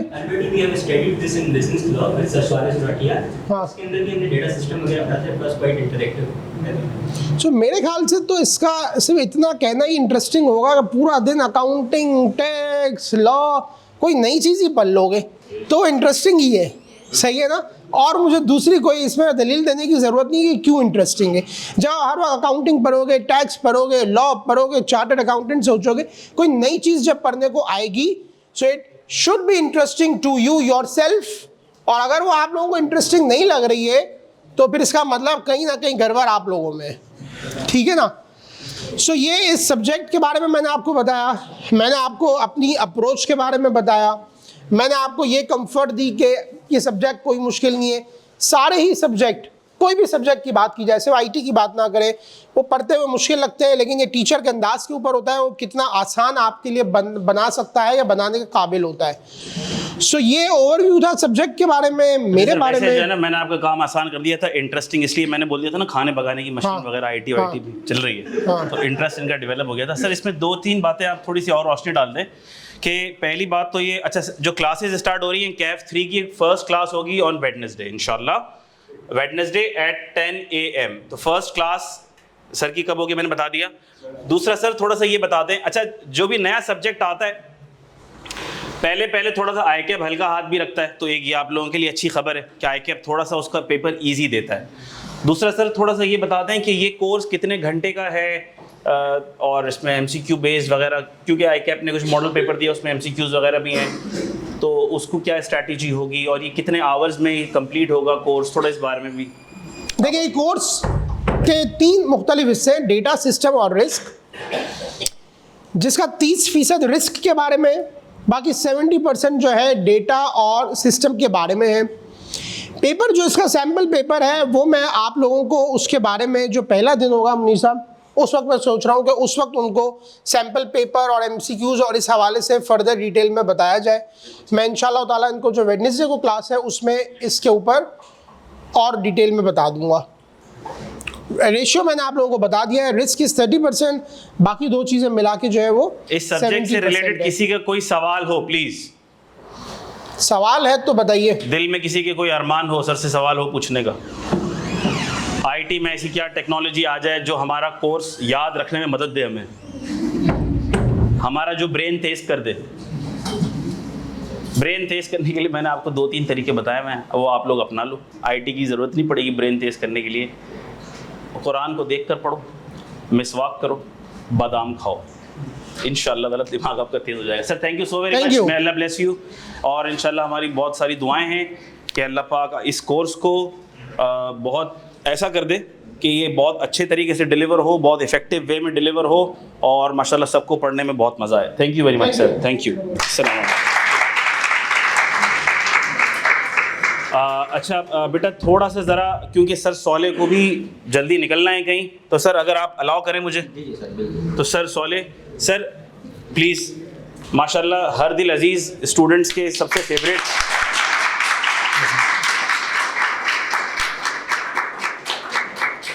लॉ के चैंपियन, अब 2 लॉ के सब्जेक्ट कंबाइन हो गए सर, ये मज़ीद ख़तरनाक हो गया, आसान हो गया, क्या हो गया, थोड़ा सा ज़रा इस पर सर रोशनी डाल दें।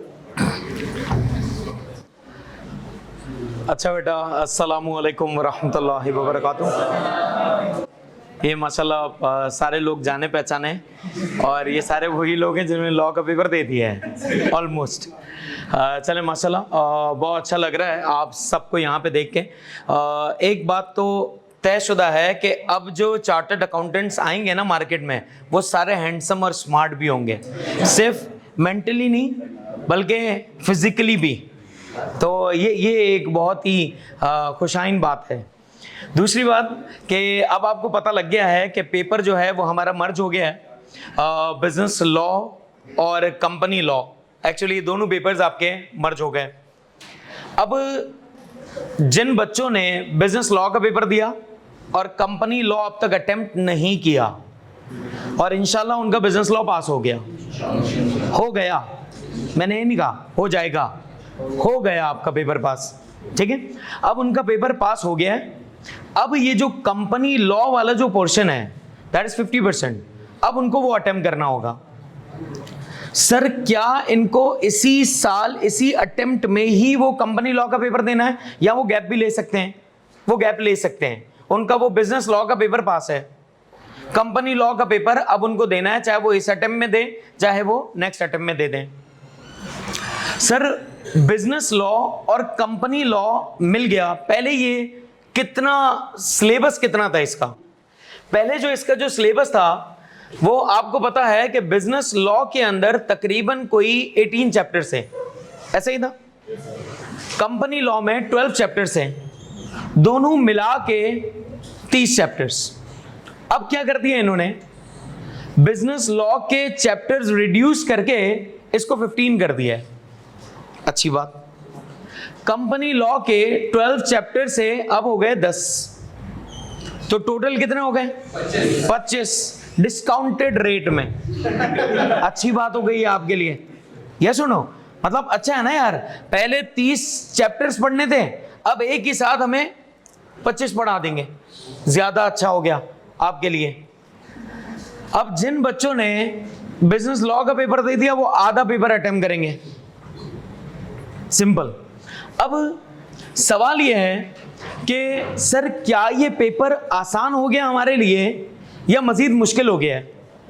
देखिए ये जो आपका जो पेपर है बिजनेस लॉ का और कंपनी लॉ का, सर ये पेपर ज्यादा आसान हो गया है, ज्यादा आसान, कम नहीं हुआ। सिलेबस में कमी नहीं हुई है कि सर सिलेबस कम हो गया, सिलेबस कम नहीं हुआ। सिलेबस कमोबेश उतना ही है, लेकिन ये सब्जेक्ट पास करने के लिहाज से आसान है। सर कैसे? देखिए जितनी मेहनत आप कर रहे हैं कमोबेश उतनी ही मेहनत मैं भी कर रहा हूं आपके साथ, और ये जितने स्टूडेंट्स यहां पे बैठे हैं वो गवाह हैं इस बात के। और कुछ बच्चे जो यूं हाँ हाँ कर रहे हैं वो मुझे मैसेज करते हैं, अच्छा मैसेज अब कर दिया सर ये बता दें, फिर 15 मिनट बाद एक और मैसेज आएगा प्लीज, फिर आधे घंटे बाद एक और मैसेज, सर जल्दी। वे मतलब बंदा फैमिली के साथ है, बंदा किसी दावत में है, वहां पे मेहंदी में डांस ना देखे इनका मैसेज देख ले यार, हाउ डज इट पॉसिबल? आप सोचे ना, मतलब एक बंदा शादी में बैठा हुआ है, आपको रिप्लाई कर दे भाई जल्दी, 2 घंटे के अंदर वो ही बच्चा 4 बार मैसेज कर देता आपको अलग अलग टाइम से। इतनी इमरजेंसी, मुझे ऐसा लगता है हॉस्पिटल में बैठा हुआ है ये बच्चा, ये किसी इमरजेंसी डिपार्टमेंट में है। तो मेक श्योर करें कि आपको जवाब मिल जाएगा। अगर आपने मैसेज किया है फिर 3-4 घंटे बाद एक क्वेश्चन मार्क बना के भेज दें, बस आपको जवाब मिलेगा। तो इसके गवाह हैं बहुत सारे लोग कि उनको जवाब मिला है। फिर सर हमें बहुत पेपर से पहले ना एक डिमोटिवेशन होती है, हमें ऐसा लगता है सर पेपर में मुझे कुछ भी याद नहीं आएगा, मुझे ऐसा लगता है सर पेपर गया, हालांकि तैयारी पूरी होगी, आप फिक्र नहीं करें। मतलब समझें 2 रात या 3 रात मैं सोया नहीं होता हूं पेपर से पहले, लिटरली नहीं सोया होता हूं। हर बच्चे को मैसेज कर रहा होता हूं, भाई फोन कर लो मुझे, अच्छा वो सोच रहा है यार ये क्यों बोल रहा है मुझे फोन, मैं कह रहा हूँ भाई मुझे फोन कर लो बस, कोई भी मसला है मुझे कॉल कर लो। अब अगर बच्चे का कॉल नहीं आया, उसको कॉल मेरा जाएगा, सुबह में जाएगा, रात में जाएगा, भाई उनको बोला जाग रहा है, सो गए हो, नींद हो गई है, एडमिट कार्ड रख लिया। अब ये इतनी फिक्र ना या तो अम्मी अब्बू करेंगे या एक मुखलिस उस्ताद करेगा, ठीक है। तो आई विश कि मैं ऐसा बन सकूं, एक मुखलिस उस्ताद आपके लिए साबित हो सकूं। अब बहुत सारे बच्चे करते क्या हैं, वो अपने साथ पूरे 6 महीने गेम खेलते हैं, अपने साथ, अपने आप के साथ झूठ बोलते हैं। अब जब वो झूठ बोलते हैं, एक शायर ने एक बात बोली थी, चाहे सोने के फ्रेम में जर दो, चाहे सोने के फ्रेम में जर दो, मतलब गोल्ड की फ्रेम बना दो आईने को, है शायर कहते हैं, हाँ मीडिया पर्सनैलिटी, रिदम तोड़ दिया, शायर कह रहे हैं चाहे सोने के फ्रेम में जड़ दो, सोने के फ्रेम मतलब गोल्ड की फ्रेम, आईना झूठ बोलता ही नहीं, आईना कभी झूठ नहीं बोलेगा, चाहे आपने इसको गोल्ड की फ्रेम में रखा हुआ है। अब बच्चा क्या करता है, बच्चा पूरे 6 महीने यहां वहां कलाबाजियां गा रहा है, मैसेज कर रहा है, गाने सुन रहा है, ये कर रहा है, दोस्तों में जा रहा है, सब कर रहा है, और आखिर में फिर टीचर को क्या बोल रहा है, बोला सर मुझे लग रहा है प्रॉब्लम हो जाएगी कुछ, मुझे लग रहा है पेपर मेरे काबू में नहीं है। यार आप जरा सोचें, आप अपने आप के साथ झूठ नहीं बोल सकते। ये जो शीशा जो है ना, आप इसको कितना भी प्रिटेंड कर लें अपने आप को, कुछ भी आप बता दें दुनिया को कि मैं बहुत पढ़ता हूं, आप अपनी बात कर रहे हैं। मैं खुद एक जमाने में मैं क्या करता था, किताब पढ़ी हुई है, बीच में मोबाइल रखा हुआ है दरवाजा, आप जैसे ही बेचारे घर वालों ने दरवाजा खोला, पलटा पलट दिया, मोबाइल नीचे। अब उस वक्त मैं अपने आप के साथ झूठ बोल रहा था। आप भी अगर वैसा कर रहे हैं, देखें अल्लाह ने समझ दे दी ना, तो चीजें बदल गई। अगर नहीं समझे और अपने आप के साथ झूठ बोलते गए, जिंदगी बेकार है, कोई फायदा नहीं होगा। पेपर पास करने का आसान सा हल क्या है, सर आपको लिखना पड़ेगा। ये वो पेपर है जो बगैर लिखे पास नहीं हो सकता, फॉर श्योर है ये बात। सर लिख कर मैं चाह रहा हूं ये मैं आपको चेक करवा दूं, आप मुझे चेक करवा दें। क्लास के बाद आप मुझसे पूछ लें भाई कौन से दिन आपके पास टाइम है, मैं उस टाइम यहां पे बैठूंगा। बल्कि अक्सर व बेशतर मैं बता देता था कि इस क्लास के बाद मैं 20 मिनट 25 मिनट यहीं पर हूं, तो बच्चे आगे चेक करवा दें। अब बच्चे क्या करते हैं, एक तो ऐसी राइटिंग में लिखते हैं, ऊपर से मुझे तस्वीरें भेजते हैं ब्लर कैमरे से, और फिर बोलते हैं सर चेक इट आउट। यार कम ऑन, कैसे करूं यार ये चेक, मतलब मैं कोई दूरबीन लगा के घूम रहा हूं, सोचे ना कितना। और अच्छा फिर बच्चा कहता है सर चेक नहीं किया ना आपने, सर मैं पास कैसे करूंगा। जज़ाकल्लाह। नहीं आ रही बस, नहीं आ रही, लेकिन आपका जो ना गला बैठ ना जाए ना, जरा पढ़ाना है, अभी बहुत पढ़ाना है, हाँ। 2-2 लॉ के सब्जेक्ट पढ़ाने हैं वाकई में। तो अब ये जो बच्चा जो है ना, ये करता क्या है, मैसेज कैसे कर रहा है, पिक्चर ब्लर कैमरे से, बोला चेक करके दो। आप बताएं यार, ऐसे चेक कर सकता है कोई? पॉसिबल ही नहीं है। सर वो खुद भी नहीं पढ़ पा रहा होता तो आपको भेज, हाँ वो भेज देते हैं। और पेपर भी ना सर यूं रखा हुआ होता है, यूं पिक्चर ली हुई। आप सोचे ना यार, ये कैसे कोई बंदा चेक करे इसको।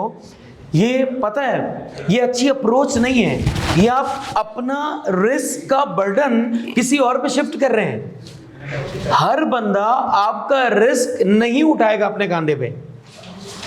मैं कोशिश पूरी करूंगा कि आपको चेक करके बताऊं, लेकिन पॉसिबल नहीं होगा क्योंकि समझ ही नहीं आ रहा कुछ।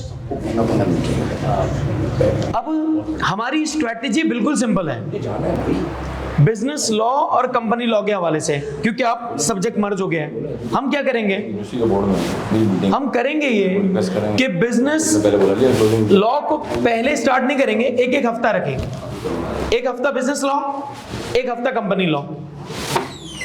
स्टार्ट जो हम करेंगे वो कंपनी लॉ से करेंगे, क्योंकि बहुत सारे ऐसे स्टूडेंट्स हैं जिन्होंने बिजनेस लॉ दे दिया है, उनको अब कंपनी लॉ अटेम्प्ट करना है। और बहुत सारे ऐसे स्टूडेंट्स हैं जिन्होंने ना बिजनेस लॉ अटेम्प्ट किया है ना कंपनी लॉ अटेम्प्ट किया है, तो उनका भी कंपनी लॉ कवर हो जाएगा स्टार्ट में और इनका भी कवर हो जाएगा। तो इस तरह से हम इंशाल्लाह अटेम्प्ट करेंगे। फिर सर पेपर अटेम्प्ट करने की टेक्निक क्या होगी?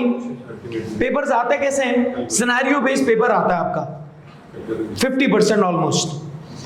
हम क्या करेंगे, हमें सबसे पहले उसके अंदर से आइडेंटिफाई करना होगा इशू क्या है, मसला क्या है उसमें। इशू पता लग गया, अब आप क्या करेंगे, अब आप लॉ बता देंगे सर कौन सा लॉ एप्लीकेबल है यहां पर। फिर जो सिनेरियो दिया हुआ उस सिनेरियो की एक्सप्लेनेशन और अपना डिसीजन। मतलब आपको वो समझ रहा है कि आप एक जज हैं। जिस बच्चे को घर वाले कुछ भी नहीं समझ रहे, उस बच्चे को एग्जामिनर जज समझ रहा है। कितनी बड़ी बात है यार। घर वाले इस बच्चे से ये नहीं पूछ रहे, बोला बेटा आज सालन के साथ रोटी खाएगा या चावल, और एग्जामिनर तुमसे पूछ रहा है बताओ बेटा ये क्या है। कितनी इज्जत दे रहा है यार, सिर्फ किस वजह से? आप चार्टर्ड अकाउंटेंसी कर रहे हो। कितनी इज्जत। अब जब आप कर लोगे फिर दुनिया कैसे घूमेगी। लेकिन याद रख लें, जिस दिन इंशाल्लाह आप क्वालिफाइड हो जाएंगे, क्वालिफाई जैसे ही करेंगे, अगर आप लोगों के लिए अवेलेबल नहीं है तो आपके क्वालिफाई होने का कोई फायदा नहीं है। बच्चा एग्जॉस्ट हो रहा है। लोगों के लिए अवेलेबल होना पड़ेगा आपको। अगर एक डॉक्टर है, बहुत अच्छा डॉक्टर है, खानदान के लिए, लोगों के लिए, नेबर्स के लिए अवेलेबल नहीं है, बेकार। एक चार्टर्ड अकाउंटेंट है, उसके इल्म से किसी को कुछ नहीं मिल रहा, बेकार। एक बहुत मालदार बंदा है, उसके माल से किसी को कुछ नहीं फायदा हो रहा, बेकार। बीइंग अवेलेबल यह आपकी पहली प्रायोरिटी होनी चाहिए। 8 अरब लोग हैं दुनिया के अंदर। अब आपकी जिंदगी में, पूरी जिंदगी में 60 साल, 50 साल, 80 साल, उस जिंदगी के अंदर आप कितनों से मिलेंगे? 2000, 5000 लोगों से। अब अगर 5000 लोग भी आपसे खुश ना हो और वो 5000 लोगों के दिल से भी आपके लिए कोई अपनाइयत की बात ना निकलती हो ना, जिंदगी बेकार है। सर मिल ही ना लें 5000 लोगों से, क्लास तो ऑनलाइन लेते हैं, घर में बैठ के किधर से मिलें? सर जिंदगी में ये पड़ोसियों यहाँ वहाँ 5000 टोटल बता रहा हूँ जिंदगी में, आप फिर सही रिश्तेदार और यहाँ सबसे 5000 मैक्सिमम है। अगर वो भी आपकी तारीफ नहीं कर रहे ना, आप यकीन जाने यहाँ पर भी कोई हिस्सा नहीं होगा, वहाँ पर भी कोई हिस्सा नहीं होगा। खुश रहने चाहिए आपसे लोग, ठीक है। आपको उनको आपसे अपनाइयत मिलनी चाहिए, उनको आपसे कोई बेनिफिट होना चाहिए, चाहे वो किसी भी तरीके का हो। आप अपना वक्त दे सकते हैं, वक्त दें, टाइम दे सकते हैं, लोगों को टाइम दें हलाल तरीकों से, ठीक है। अपना बहुत सारा ख्याल रखें। कोई सवाल पूछना चाहते हैं तो पूछ लें। एक स्टूडेंट का सवाल था ये ऑनलाइन पर कि सिर्फ कंपनी लॉ है तो सिर्फ कंपनी लॉ को पढ़ना बहुत मुश्किल होगा, क्या होगा? तो आप बता दें, थोड़ा सा रोशनी डालने से। भाई कंपनी लॉ को पढ़ना तो सिर्फ बहुत आसान है, बहुत आसान है। आपको मजा आ जाएगा। कंपनी लॉ में कोई डिफिकल्टी नहीं है, बल्कि 12 चैप्टर्स में से 2 चैप्टर्स भी कम कर दिए हैं माशाल्लाह। तो अब तो और आसान हो गया, जिनको सिर्फ कंपनी लॉ देना है 10 चैप्टर्स रह गए, तो अब ज्यादा आसान है कंपनी लॉ। और बिजनेस लॉ सिर्फ 15 चैप्टर रह गए 18 में से, टोटल 30 में से 25 डिस्काउंटेड। और 2 पेपर की जगह 1 हो गया था, वो भी तो डिस्काउंट, एक डिस्काउंटेड। पहले हम एक वक्त में जो है वो 18 चैप्टर्स को कवर कर रहे होते थे और अब से वो 25 चैप्टर्स को कवर करना, तो सर मुश्किल नहीं होगा? देखें, पहले हमारा कोर्स जो है वो पहले भी हम 1 महीना पहले खत्म करवा देते थे। पहले मैं क्लास लेता था 1 घंटा 15 मिनट की, 1 घंटा 30 मिनट की।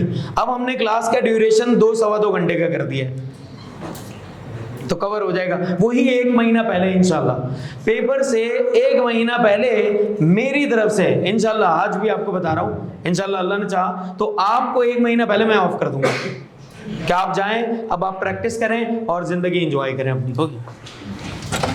और कोई सवाल पूछना चाहते हैं? जी सुहेब भाई। हाँ इसी तरह 1 वीक। अगर मैं ऐसा करता ना कि एक ही दिन में दोनों सब्जेक्ट पढ़ाता कि 1 घंटा ये 1 घंटा ये, तो शायद ज्यादा कंफ्यूजन हो जाती है आपको। अरे बस तो आपको कंफ्यूजन ज्यादा हो जाती। तो हम क्या करेंगे, हम 1 वीक का टाइम रख लेंगे। और अगर ऐसा हुआ तो हम क्या करेंगे, 2 क्लासेस बिजनेस लॉ की, 2 क्लासेस कंपनी लॉ की, ऐसा भी कर सकते हैं।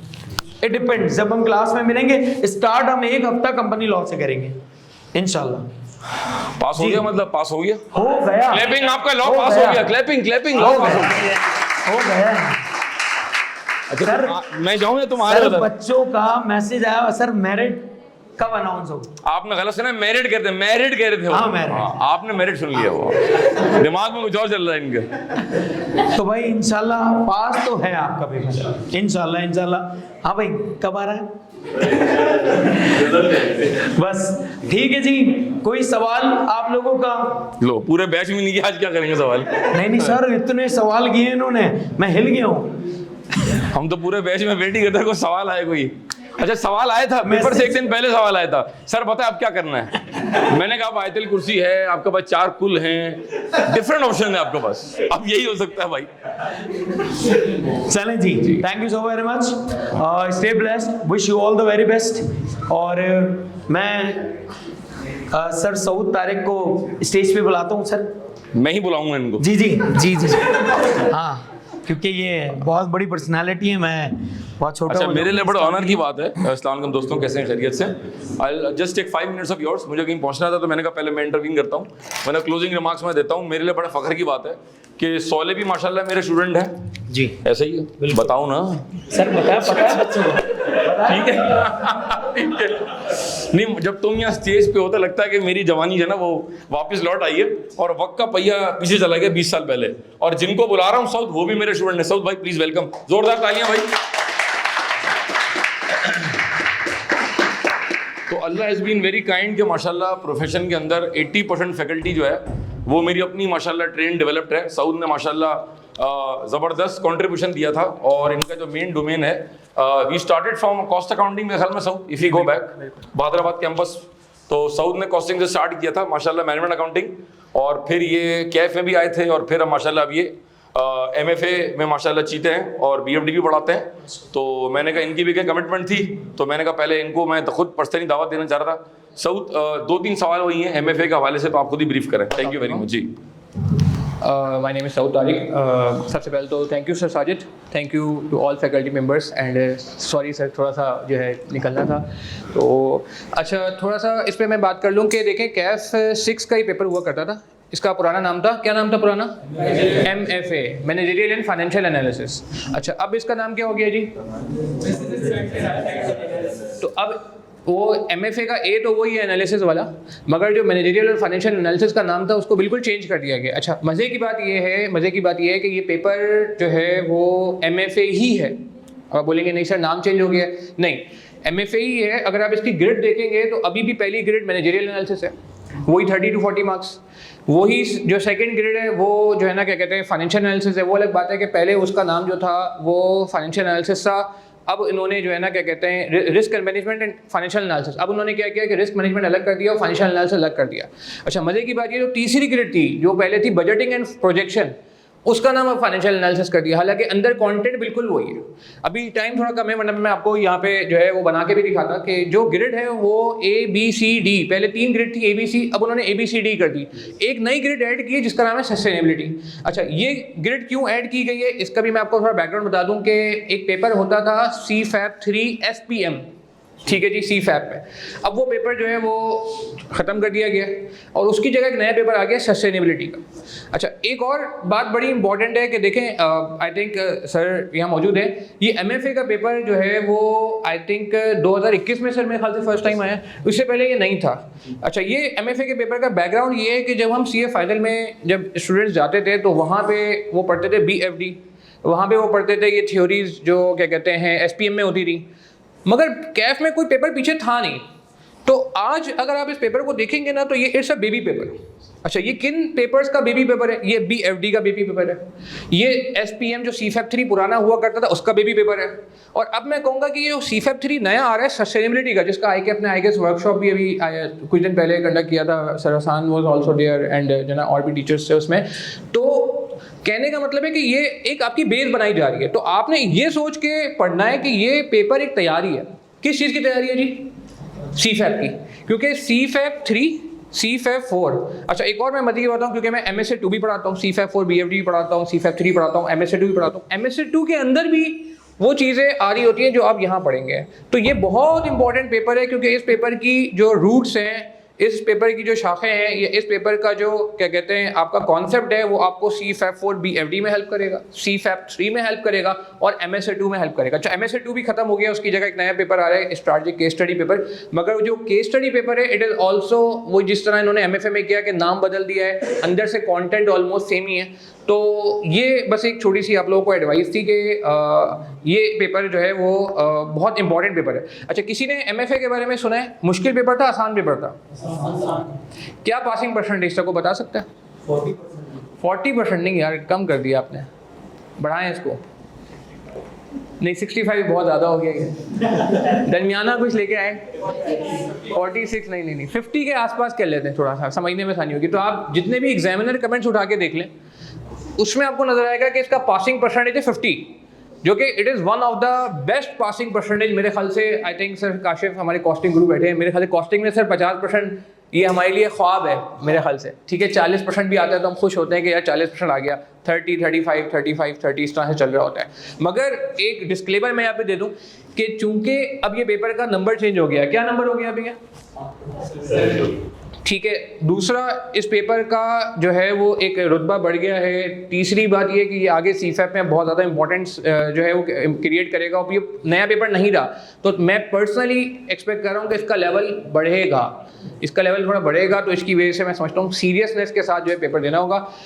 आखिरी बात बस मैं करता चलूँ, ये पेपर मैं 2021 में जब ये स्टार्ट हुआ था तब से मैं पढ़ा रहा हूँ, और ये वो पेपर है, बहुत चंद टीचर्स हैं जो पूरा कोर्स यानी कि थ्योरी और प्रैक्टिकल साथ पढ़ाते हैं। तो मैं पूरा कोर्स खुद ही पढ़ाता था। इनफैक्ट एक ज़माने में इसमें QT का एरिया भी होता था, QT समझते हैं, मैथमेटिक्स, तो वो एरिया भी इत्तेफाक से पहले मैं पढ़ाता था। तो खैर, तो coming back to the point, तो बहुत ही ज़्यादा जिसे कहते हैं ना कि मैं समझता हूँ कि आपने इसको ये सोच के पेपर पढ़ना है कि ये समझे प्रिपरेशन है। CAF 7 it's just a preparation, it's just a practice match for your CFAP and for your strategic case study which you will be facing right before qualifying your exams. ठीक है जी, चलें, thank you very much, thank you sir Sajid. And आखिर में एक बात मैं करता चलूँ, बिल्कुल लास्ट बात, देखें ये एक ब्लेसिंग है आपके लिए, CAF लेवल। अभी आप एक फुल टाइम स्टूडेंट हैं, तो जस्ट अवेल दिस अपॉर्चुनिटी। बहुत सारे टीचर्स ने आपको बहुत सारी फ्रूटफुल एडवाइसेस दी हैं, इन पे आप अमल करें, क्योंकि once you pass your CAF you will no more be your, जैसे कहते हैं फुल टाइम स्टूडेंट नहीं होंगे, फिर आप बन जाएंगे पार्ट टाइम स्टूडेंट। क्यों? क्योंकि आपने कहाँ जाना होगा फिर, अनटिल अनलेस के वो एक ऑप्शन आया है ICAP की तरफ से कि जी आप पेपर दे दें, और वो उसमें भी लोग कंफ्यूज हैं कि पेपर्स दें या फर्म में जाएं, बट मेजॉरिटी लोग जो है वो ज़्यादातर फर्म में जा रहे होते हैं, तो वहाँ पे फिर थोड़ी सी ये लग्जरी अवेलेबल नहीं होती। तो जस्ट अवेल दिस अपॉर्चुनिटी, जो भी टिप्स वगैरह दी जा रही हैं उन पर आप बिल्कुल पूरी तरह अमल करें। Thank you very much, thank you sir. अच्छा, सिर्फ ये बताते हैं आपके लेक्चर्स लाइक तो नहीं होंगे, रिकॉर्डिंग जरा एक बार मैं बता, देखिए इसमें ऐसा है कि जो 4 ग्रेड हैं A B C D, ठीक है, जो मैंने आपको बताया कि नाम चेंज हो गया। एक मैं इंशाल्लाह एक वीडियो भी जल्द शेयर कर दूंगा, ओके, NS के प्लेटफॉर्म पे भी वीडियो आ जाएगी, जिसमें मैं पुराने पेपर को और नए पेपर को, पुरानी किताब को और नई किताब को, पुरानी ग्रेड को और नई ग्रेड को कंपेयर किया जाएगा। एक एरिया जो मैंने आपको बताया नया आ रहा है सस्टेनेबिलिटी का, जिसकी 10 से 15% वेटेज है, ठीक है, उसकी क्लासेस लाइव होंगी। बाकी कंटेंट जो है वो रिकॉर्डेड अवेलेबल है, और वो आप अपनी पेज के हिसाब से देख सकते हैं। रिकॉर्डेड कंटेंट के लिए हमारी एक अच्छी प्रैक्टिस होती है जो हम BFD में भी करते हैं, इस बार भी हम करेंगे, कि फॉलोअप किया जाता है। ये नहीं होगा कि लेक्चर्स दे के हम जो है वो हमारी मैनेजमेंट छोड़ देगी आपको, ऐसा नहीं है। फॉलोअप किया जाता है, प्रोग्रेस देखी जाती है कि किसने कितने % लेक्चर्स देख लिए हैं। जो नई लेक्चर ले रहा होता है उससे पूछा जाता है भाई क्या मसला है, किस तरह से है, ठीक है जी। तो ये सारी चीज़ें लाइव क्लासेस जो है वो नए एरिया की होंगी। बाकी जो कॉन्टेंट है वो आपकी आसानी के लिए ऑलरेडी प्री रिकॉर्डेड मौजूद है।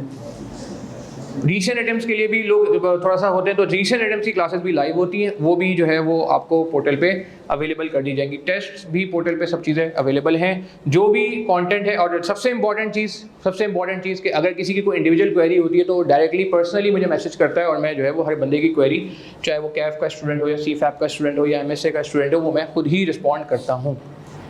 कोई सवाल किसी का? कोई सवाल किसी का? MFA के हवाले से MFA का नाम चेंज हो गया सर। हाँ, अब तो ज़बान पे वही है, टाइम लगेगा सऊद भाई, टाइम नहीं। हाँ, business insights and analysis, BIA। कुछ चीजें दिल में बस जाती हैं, उनको बसे रहने बिल्कुल देता बिल्कुल जी। सर जिसके ग्रुप ए के मैक्सिमम पेपर्स निकल चुके हैं, वो ग्रुप बी के अंदर जो गैप 5 कॉस्टिंग और एमएफ के दोनों मिला के भी दे सकते हैं। बिल्कुल दे सकते हैं। हालांकि कॉस्टिंग नहीं, ऐसी कोई कंडीशन अब नहीं है। ये देखें, जब ग्रुप में एक ही ग्रुप में एक ही पूल में आ गए ना, तो इसका मतलब है कि अब वो कंडीशन एप्लीकेबल नहीं है। अब आप कैफ 5 और कैफ 7 साथ पढ़ सकते हैं, कोई इसमें रिस्ट्रिक्शन नहीं है।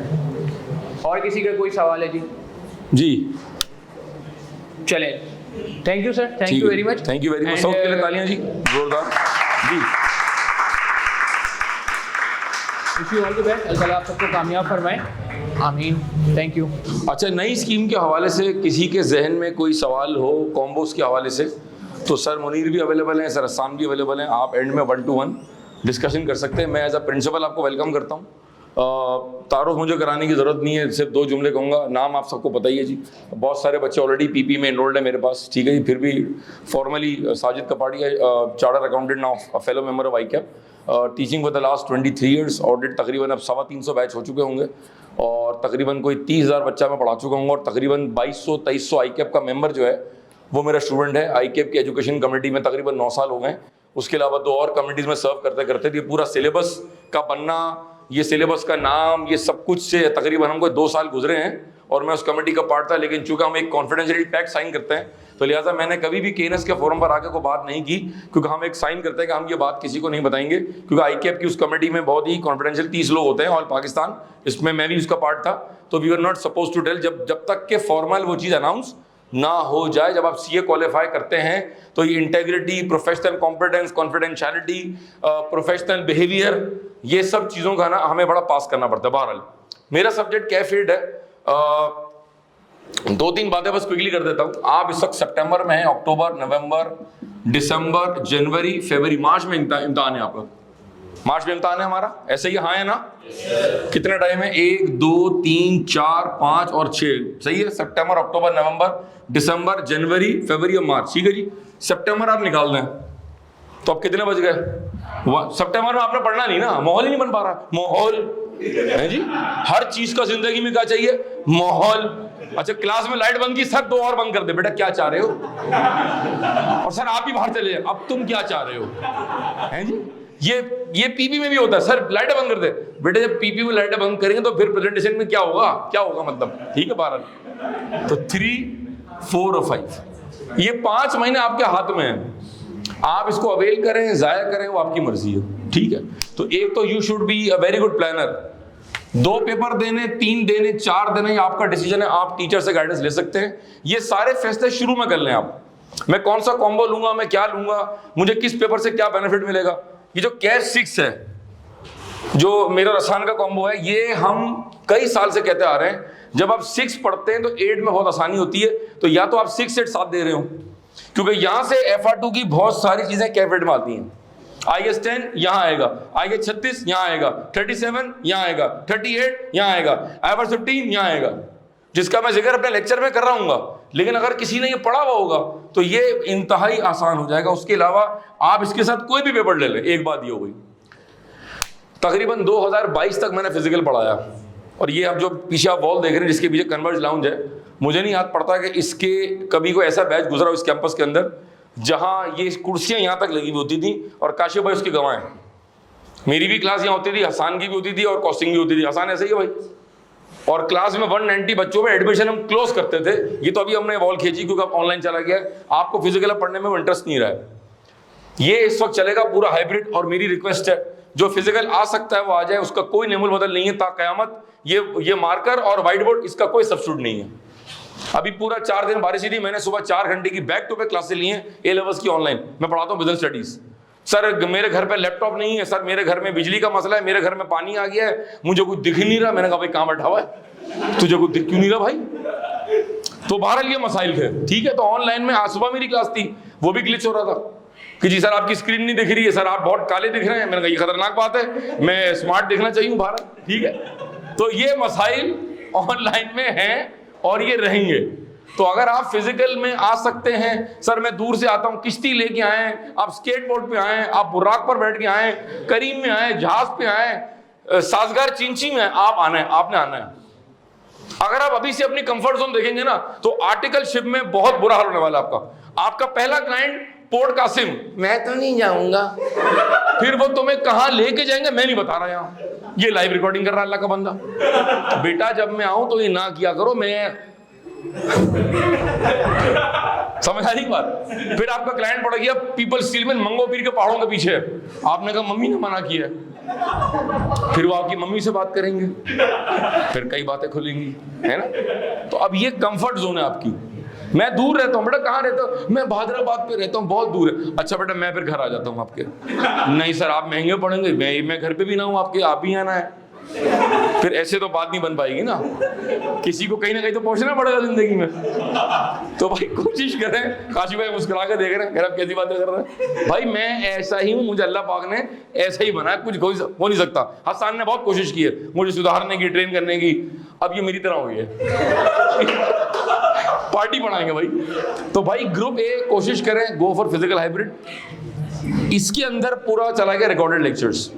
मैं अब शुरू की 2 क्लासें जो कैफ 8 की ओरिएंटेशन है वो मैं लूंगा फिजिकल हाइब्रिड 2 क्लासेस। हम देख लेंगे कितनी ऑडियंस आती है। मेजॉरिटी लास्ट टाइम तकरीबन 125 एडमिशन थे, सारे बच्चे रिकॉर्डिंग पे पढ़ रहे थे। मैं हर वीक अवेलेबल हूंगा लाइव, जिस तरह सर 14 तारीख ने कहा। Every week there will be a webinar, same date, same day same time, not same date, ठीक है जी, सेम डे सेम टाइम। उसमें 4 बच्चे आए, 12 बच्चे आए, 18 बच्चे, अब उनकी मर्जी, लेकिन मैं अवेलेबल हूंगा। और मेरे व्हाट्सएप ग्रुप पे सबसे ज्यादा एक्टिव एक ही शख्स था, वो मैं खुद था। मैं सलाम कर, अस्सलाम वालेकुम, जवाब रात को, वालेकुम अस्सलाम। मैंने कहा तो अल्लाह हाफिज़ का टाइम हो गया भाई। हम गुड मॉर्निंग कर रहे हैं, बच्चा कह रहा है गुड नाइट सर। मतलब कोई लिहाज ही नहीं रहा। ये पोस्ट कोविड जनरेशन है, जेन जी। तो जेन जी को पेशेंस और पॉजिटिविटी और वेल मैनर्ड और बिहेवियर और पॉजिटिविटी, इसके मतलब बेचारों को पता ही नहीं है। हालांकि चैट जीपीटी है, लेकिन बेसिक एथिक्स और तमीज तो थोड़ी सी खत्म हो गई। बहरहाल हम टीचर्स हैं, ज़ाहिर इत्तेफाक की बात है। कल मैं एक जगह कोट कर रहा था कि जेन जी का मुकाबला किससे है? उन टीचर से जो पुराने हैं। जिस दिन आपका टाकरा जेन जी के टीचर से हो गया ना, टीचिंग खत्म हो जाएगी उस दिन। आज मैं आपका लिहाज कर रहा हूं, आज हसन आपका लिहाज कर रहे हैं, आज काजी उमर आपके मजाक को बर्दाश्त कर रहे हैं, काशिफ जी आपके मजाक को बर्दाश्त कर रहे हैं, क्योंकि हमको सबको 15-20 साल हो गए। हम पता नहीं हम कौन से जेन में आते हैं। हम लोग कोई जेनवन थे? हम लोग हम जेन में आते हैं, आपका नहीं पता। हाँ हमें नहीं पता। मैं उस दौर का हसन भाई, जब याद है हम लोग पहाड़ों पे खेला करते थे निक्कर पहन के, जब डायनासोर पे घुमा करते थे तुम और मैं। समझ आ रहा है बहरहाल। तो कहने का मकसद है कि थोड़ा रिस्पेक्ट किया करें। तो उस वीकली वेबिनार में आपको आना होगा। उसके अलावा ग्रुप में टीए मौजूद थे जो कि paper round the clock available था। मिड टर्म कैंपस में कंडक्ट किया, 4 बच्चे आए। फाइनल मॉक कंडक्ट किया, 6 बच्चे आए। अच्छा, ग्रुप के स्टार्ट में पूछेंगे सर आपके यहाँ ये होता है, आपके यहाँ मॉक होता है? हाँ बेटा होता है, बहुत जोर से होता है हमारे यहाँ मॉक, बहुत जोर से होता है। सर तो मॉक होगा ना? हाँ कंफर्म होगा। वही बच्चा मॉक में नहीं आया भाई। ये क्या है? आपने खुद टीचर्स का मोटिवेशन लेवल खत्म कर दिया है। इसको जरा देख लीजिएगा भाई। तो ये 100% सिलेबस रिकॉर्डेड है। सारे लेटेस्ट पास पेपर जो हैं, जो 2023, 24, 25 के हैं, वो सबकी रिकॉर्डिंग मैंने अभी रिसेंटली कराई है। मुझे पता है पेपर कैसे बनता है। मुझे पता है आईकैप का जो कैफ 8 का सिलेबस है, वो जो स्टडी टेक्स्ट में लर्निंग आउटकम दिए हुए हैं, वो मेरे बनाए हुए हैं। इससे ज्यादा रिलायबल बंदा आपको मिल नहीं सकता ना भाई, इसका इतना एक्सपीरियंस है। तो एक तो मैंने ये बात कर दी आपसे। इंशाल्लाह नेक्स्ट वीक में हमारा ओरिएंटेशन होगा, वो हम फिजिकल हाइब्रिड मॉडल पे जाएंगे। तो आपको पहली क्लास में अंदाजा हो जाएगा 5 मिनट के अंदर कि आपको कैफ 8 कैसे लेके चलना है, और मैं आपको इंशाल्लाह कैसे पढ़ाऊंगा। पेपर के जिस दिन आपका पेपर होगा, उसके समझो जो लास्ट उसकी जो नाइट होगी, जो बड़ी रात कहलाती है, जो पेपर से 1 रात की रात होती है, आसान में क्या बोलते हैं उसको, वो बड़ी रात होती है, रत जगी होता है उस दिन, है। उस दिन तक हम आपके साथ होंगे और मेरा टीम उस दिन भी मौजूद था। प्रॉपर प्लान करें जी, प्रॉपर प्लान करें इसको इंशाल्लाह। और पेपर कॉम्बोज के हवाले से आप मुनीर से आसान से रब्ता कर सकते हैं।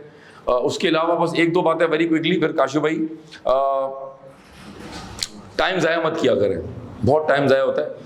टाइम ज़ाया मत करें, अच्छे दोस्त बनाएं, ये बड़ा ज़रूरी है, ठीक है। और अगर टीचर ऑनलाइन भी अवेलेबल है तो आप ऑनलाइन को भरपूर इंजॉय कर सकते हैं। मैं अब क्लास में जब सेशन लेता हूँ अपना उस पर वेबिनार के ऊपर, तो मैं बच्चों से पूछता हूँ कोई सवाल है, तो सबके माइक बंद होते हैं। फिर मैं कहता अच्छा आप कोई बात करेगा मैं 100 रुपये दूंगा, तो 6 माइक खुल जाते हैं। 600 में बिक गए हैं? मैंने कहा बेटा आप मैं पैसे भी दूंगा और हल्का सा आपके लिए परफॉर्म भी करूंगा। अब 4 माइक और खुल गए। क्या कर रहे हैं आप ये भाई? जब टीचर कह रहा है माइक ओपन करें तो आप माइक ओपन, ये बेसिक एथिक्स से सलाम करें, जवाब दें। तो कोशिश करें थोड़ा एक्टिव रहें। इंशाल्लाह फिजिकल पढ़ें या हाइब्रिड पढ़ें या टोटल रिकॉर्डिंग को पढ़ें, ये आपके ऊपर इंशाल्लाह हम कोशिश करेंगे कि हम आपको पूरी सपोर्ट दें। मेरा नंबर सबके पास है, डिफरेंट मैं ग्रुप्स में अवेलेबल होता हूँ, तो आप जब चाहे मुझसे गाइडेंस या मुझसे काउंसलिंग आप ले सकते हैं। I wish you all the very best. ये टाइम गुजर जाएगा, वापस नहीं आएगा। ये टाइम गुजर जाएगा, वापस नहीं आएगा। आर्टिकलशिप में आ जाएंगे, ये दिन आपको याद आएंगे। आर्टिकलशिप में सुबह जाने का टाइम है, शाम में आने का टाइम नहीं है भाई, ठीक है जी। तो wish you all the very best. जज़ाकल्लाह, थैंक यू सर काशिफ, मेरे लिए तालियां बजाएं।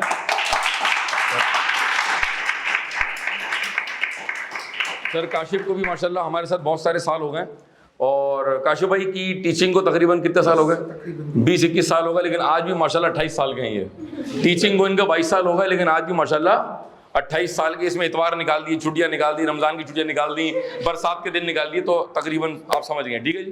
काशिफ भाई कैफ कौन सा पेपर है आपका? कैफ 5। अभी नाम नए हो गए तो थोड़ा सा डिफिकल्टी होती है, ठीक है जी। काशिफ भाई ओवर टू यू, जज़ाकल्लाह। अरे बड़ा अदाब है तो लगाना है। चलो इसको ऐसे ही रख लूँ ना। ये चल रहा है, माइक चल रहा है, आवाज़ आ रही है बेटा? कैसे हैं आप लोग, खैरियत से हैं? यार पहले तो ये बता दूं कि मेरा पेपर जो है वो कैफ 5 हो गया, मैनेजमेंट अकाउंटिंग। हाँ भाई थोड़ा सा ध्यान चाहिए होगा। नहीं बस छोड़ दे यार, लगा लूँ। हाँ भाई गुड्डू कैसा है? अच्छा खैर, मैनेजमेंट अकाउंटिंग हमारा पेपर हो गया है। सिर्फ टाइटल बदला है, सिलेबस में सच कोई तब्दीली सच है नहीं। पहले कैफ 8 था, फिर ये कैफ 3 हुआ, अब कैफ 5 हो गया है। कैफ 8 का लेवल ज़ाहिर है बहुत अच्छा था पहले, फिर कैफ 3 में गया, उसका भी लेवल बहुत नीचे नहीं आया था। ये बात जहन में रखें। बहुत सारे स्टूडेंट बैठे हुए और अभी भी पेपर दे के बैठे, तो उनको अंदाज़ा है। तो सिलेबस में तो कोई तब्दीली नहीं है। पेपर थोड़ा मुश्किल लगता है, क्या ख्याल है? किस ने भी कॉस्टिंग का पेपर दिया हुआ है? कैसा लगता है कॉस्टिंग? टफ है। हाँ भाई बाकी लोग, अभी आप लोगों ने नहीं दिया, रीज़न बताइए क्या है कॉस्टिंग? क्या लगता है आपको, क्यों टफ है?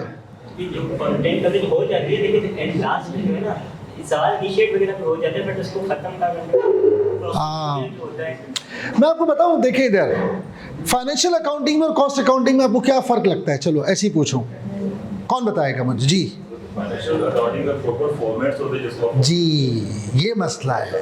कुछ नहीं पता, ना सर है ना पैर ना सर है ना पैर है, बगैर सर के बगैर पैर के चल रहा है। क्या बात है। सुने इधर, फाइनेंशियल अकाउंटिंग मेरे नज़दीक डेटा बेस्ड है। आपको एक डेटा देता है, उसको प्रेजेंट करना होता है, उसके एक रूल्स रेगुलेशंस है, तो कंपैरेटिवली हैंडल करना। लेकिन उससे भी ज़्यादा इंपॉर्टेंट बात क्या है, आप फाइनेंशियल अकाउंटिंग एक सिस्टम से पढ़ रहे हो। आपने पहले वहाँ पढ़ी पीआरसी में, फिर थोड़ा कैफ 1 में, फिर 5 में, सिस्टमेटिक वे में आप आगे जा रहे हो। कॉस्टिंग के साथ प्रॉब्लम क्या है? डायरेक्ट और ज़ीरो से हीरो वाला सीन है, तो इस वजह से थोड़ा इशू आता है कॉस्टिंग के अंदर। मेरे नज़दीक कॉस्टिंग क्या है, आप वहाँ डाटा नहीं है, वहाँ सिनेरियो है, और जिसको सिनेरियो कैच नहीं हो रहा वो सवाल को परफॉर्म नहीं कर पाता। तो इसमें मेरे नज़दीक मुझे ऐसा लगता है कि यार थोड़ी सी बेहतरी आ सकती है। एक दो चीज़ें हैं। मैं हमेशा कहता हूँ, एक क्लास के अंदर थोड़ा पार्टिसिपेशन हो। अब मैंने तो इनसे कहा है, ये तो इरादा था कि इसको पूरा का पूरा ऑनलाइन कर दें रिकॉर्डेड, लेकिन मेरा तो इरादा है कि मैं इसको हाइब्रिड पे लेके जाऊंगा। मैंने इनको सजेस्ट किया, क्योंकि यार कॉस्टिंग में जब आप यहाँ आएंगे तो हम पार्टिसिपेशन करते हैं। पार्टिसिपेशन इस सेंस में होती है कि भाई मैं एक चीज़ पढ़ा रहा हूँ, आपको दिया, आप कोई चीज़ अच्छी है, सवाल है, पहले ज़रा ट्राई तो करो। हाँ बेटा ज़रा सा रुकना है यार, बातचीत थोड़ी सी डिस्कशन नहीं करें। तो हम जो है वो, मेरी कोशिश होती है उसको हम पार्टिसिपेटिव स्टाइल में पढ़ें। पार्टिसिपेटिव स्टाइल का मतलब है माइंड को थोड़ा एक्टिव करने के लिए ज़रूरी है। एक सवाल है, ज़रा ट्राई करना, आपने ट्राई किया, कुछ हुआ कुछ नहीं हुआ, फिर मैंने बोर्ड पे किया। कुछ लोगों को लगता है टाइम ज़ाया हो रहा है, हम पढ़ रहे हैं। यार मसला क्या है, आप लोग सिस्टमेटिक वे में घर पे नहीं पढ़ रहे होते। तो अगर वही चीज़ हम यहाँ थोड़ी थोड़ी करते रहें, 2 काम आप कर लो ना, क्लास में थोड़ा पार्टिसिपेटिव हो जाए स्टाइल पढ़ाई का, और दूसरा उन्हीं सवालों को दोबारा रेगुलर बेसिस पे आप काम कर लो, कंपैरेटिवली आसान हो जाता है पेपर को हैंडल करना। प्रॉब्लम क्या है, पूरे 4 महीने में एक सवाल भी जो ना सिवाय वाइट बोर्ड कॉपी करने के कुछ नहीं कर रहा सपोज, और एग्जाम में जाऊँ और मैं एक्सपेक्ट करूँ वहाँ मैं परफॉर्म कर दूंगा तो मसला आता है। तो ये है, पिछले 20 साल से अल्हम्दुलिल्लाह ये सब्जेक्ट मैं पढ़ा रहा हूँ और यही सब्जेक्ट पढ़ाता हूँ, इसके अलावा ना कभी कुछ पढ़ाया है। अभी मेरी क्लास असल में ऑलरेडी लेट हो चुका हूँ, मेरी आईसीएमए के अंदर क्लास है हेड ऑफिस में नीपा चौरंगी पे, तो वहाँ पर वहाँ पहुँचना था मुझे, मैंने बोल दिया था खैर मैं थोड़ा लेट हो जाऊँगा। तो आईसीएमए के अंदर तकरीबन सारे कैंपस में हर लेवल की cost accounting, management accounting, strategic management accounting plus CA का, तो मैं यहाँ पर कैफ 8 जो है पहला बैच जब लॉन्च किया था हमने पुराने कैंपस में, वहाँ से लेके आज तक तकरीबन मैं कैफ में नहीं पढ़ाया। कैफ 8 जब होता था तब, फिर कैफ 3 हुआ, फिर अब ये माशाल्लाह कैफ 5 हो गया है। तो केएनएस के साथ ही तकरीबन कनेक्टेड हूँ मैं पिछले कई सालों से। आपको कोई सवाल करना है तो पूछ सकते हैं, कोई पॉइंट है तो पूछ लें, मुझे भी थोड़ा सा निकलना होगा। जी बेटा। सर पहले कॉस्टिंग होता था तो मेरे दिल में भी एक कंफ्यूजन है कि जब ये चेंज हुए ना तो ये कॉस्ट अकाउंटिंग का जो कुछ भी चेंज नहीं आया, कुछ भी नहीं आया। देखो इधर पहले भी यही सब्जेक्ट था, वही चीज़ें थी, सिर्फ नाम बदल दिया मैनेजमेंट अकाउंटिंग, इसको नीचे ले आए। और पहले भी बताऊँ आपको, इधर ये था ए में लेकिन इसको डील आप बी में ही करते थे। इसको नॉर्मली कॉस्टिंग को सजेस्ट करते थे हम कि यार पहले 3 पेपर ले लो, 1, 2 और 4, 3 ना लो, फिर नीचे आके 3 ले लो आप सेक्शन बी में, उसको अलग से डील कर लो, 3 ले लो, उसके साथ कुछ और ले लो, एमएफए ना लो। और अभी भी मेरा मशवरा है, कोशिश करें कि इसको और इसको साथ ना करें, इसको और इसको साथ ना करें अगर ऑप्शन है, क्योंकि इसके अंदर बहुत सारे कॉन्सेप्ट आएंगे कॉस्टिंग के, वर्किंग कैपिटल मैनेजमेंट है, बजटिंग है, इन्वेस्टमेंट अप्रेजल है। अभी कॉस्टिंग की बेसिक आती नहीं है और आप ये पढ़ रहे होंगे। अगर किसी ने पढ़ लिया है उसके बाद चॉइस नहीं है तो फिर वो मैनेजेबल है, लेकिन मुझे ऐसा लगता है कि यार इसको आप ना करें। जब आप ये पढ़ रहे हैं यहाँ पर लेट से इसके साथ इसको कर लेंगे, इसको सॉरी, तो आपके लिए ज़्यादा बेहतर हो जाएगा, मुझे ऐसा लगता है। बाकी लेवल यार मैं बताऊँ आपको, मसलन डिसीजन मेकिंग जो आता था कैफ 3 में, जब कैफ 8 से 3 में आया तो मैंने कहा कुछ हल्का हाथ रखेगा, नहीं रखा और मुश्किल कर दिया।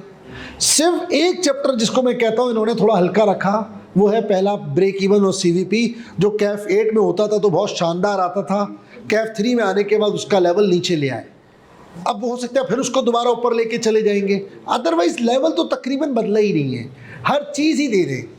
इन्वेंट्री मैनेजमेंट के ऊपर बहुत काम कर रहे हैं, मुसलसल सवाल आ रहा है, कैफ 8 में बहुत कम आता था। इस तरह थोड़ा बहुत चेंजेस किए, लेकिन अगर आप बेस बनाते हुए चलेंगे और फिर थोड़ी सी प्रैक्टिस अच्छी करें, कॉन्सेप्ट्स प्रैक्टिस, और तीसरा सेल्फ अटेम्प्ट, यानी आप हर चैप्टर में 2, 3, 4 सवाल ऐसे हो जो आप उसी चैप्टर के दरमियान जीरो से आपने किए हो, तो कंपैरेटिवली आपको हेल्प करेगा अटेम्प्ट करने में। और कोई सवाल है तो बोल दें। सीएलई का एग्जाम निकला हुआ होगा, उसके बाद भी suppose to appear in CAF 3 data system, वो तो फिर आप उसका तो इससे कोई ताल्लुक नहीं है, फिर आपका इससे ताल्लुक है। कैफ 5 अगर हो गया तो फौरन 7 करना चाहिए, उसमें आपको हेल्प मिलेगी कहाँ, बजटिंग में, इन्वेस्टमेंट अप्रेजल में। मैं टाइम आस्किंग कि अगर प्रायर अटेम्प्ट के अंदर जो कैफ 3 था, हाँ, अगर वो इस खत्म हो जाएगा, पास हो जाएगा, उसके बाद भी suppose to appear in CAF 3, हाँ फिर वो वाला कैफ 3 होगा। मुझे इसका थोड़ा सा एरिया तो ये लोग बता सकते भाई, इसका सिलेबस का तो सर हसान चैंपियन है। सर हसान आ जाए ज़रा, ये बताएंगे आपको। मैं ज़रा चाहूँगा इजाज़त, हाँ काजी आ जाए भैया।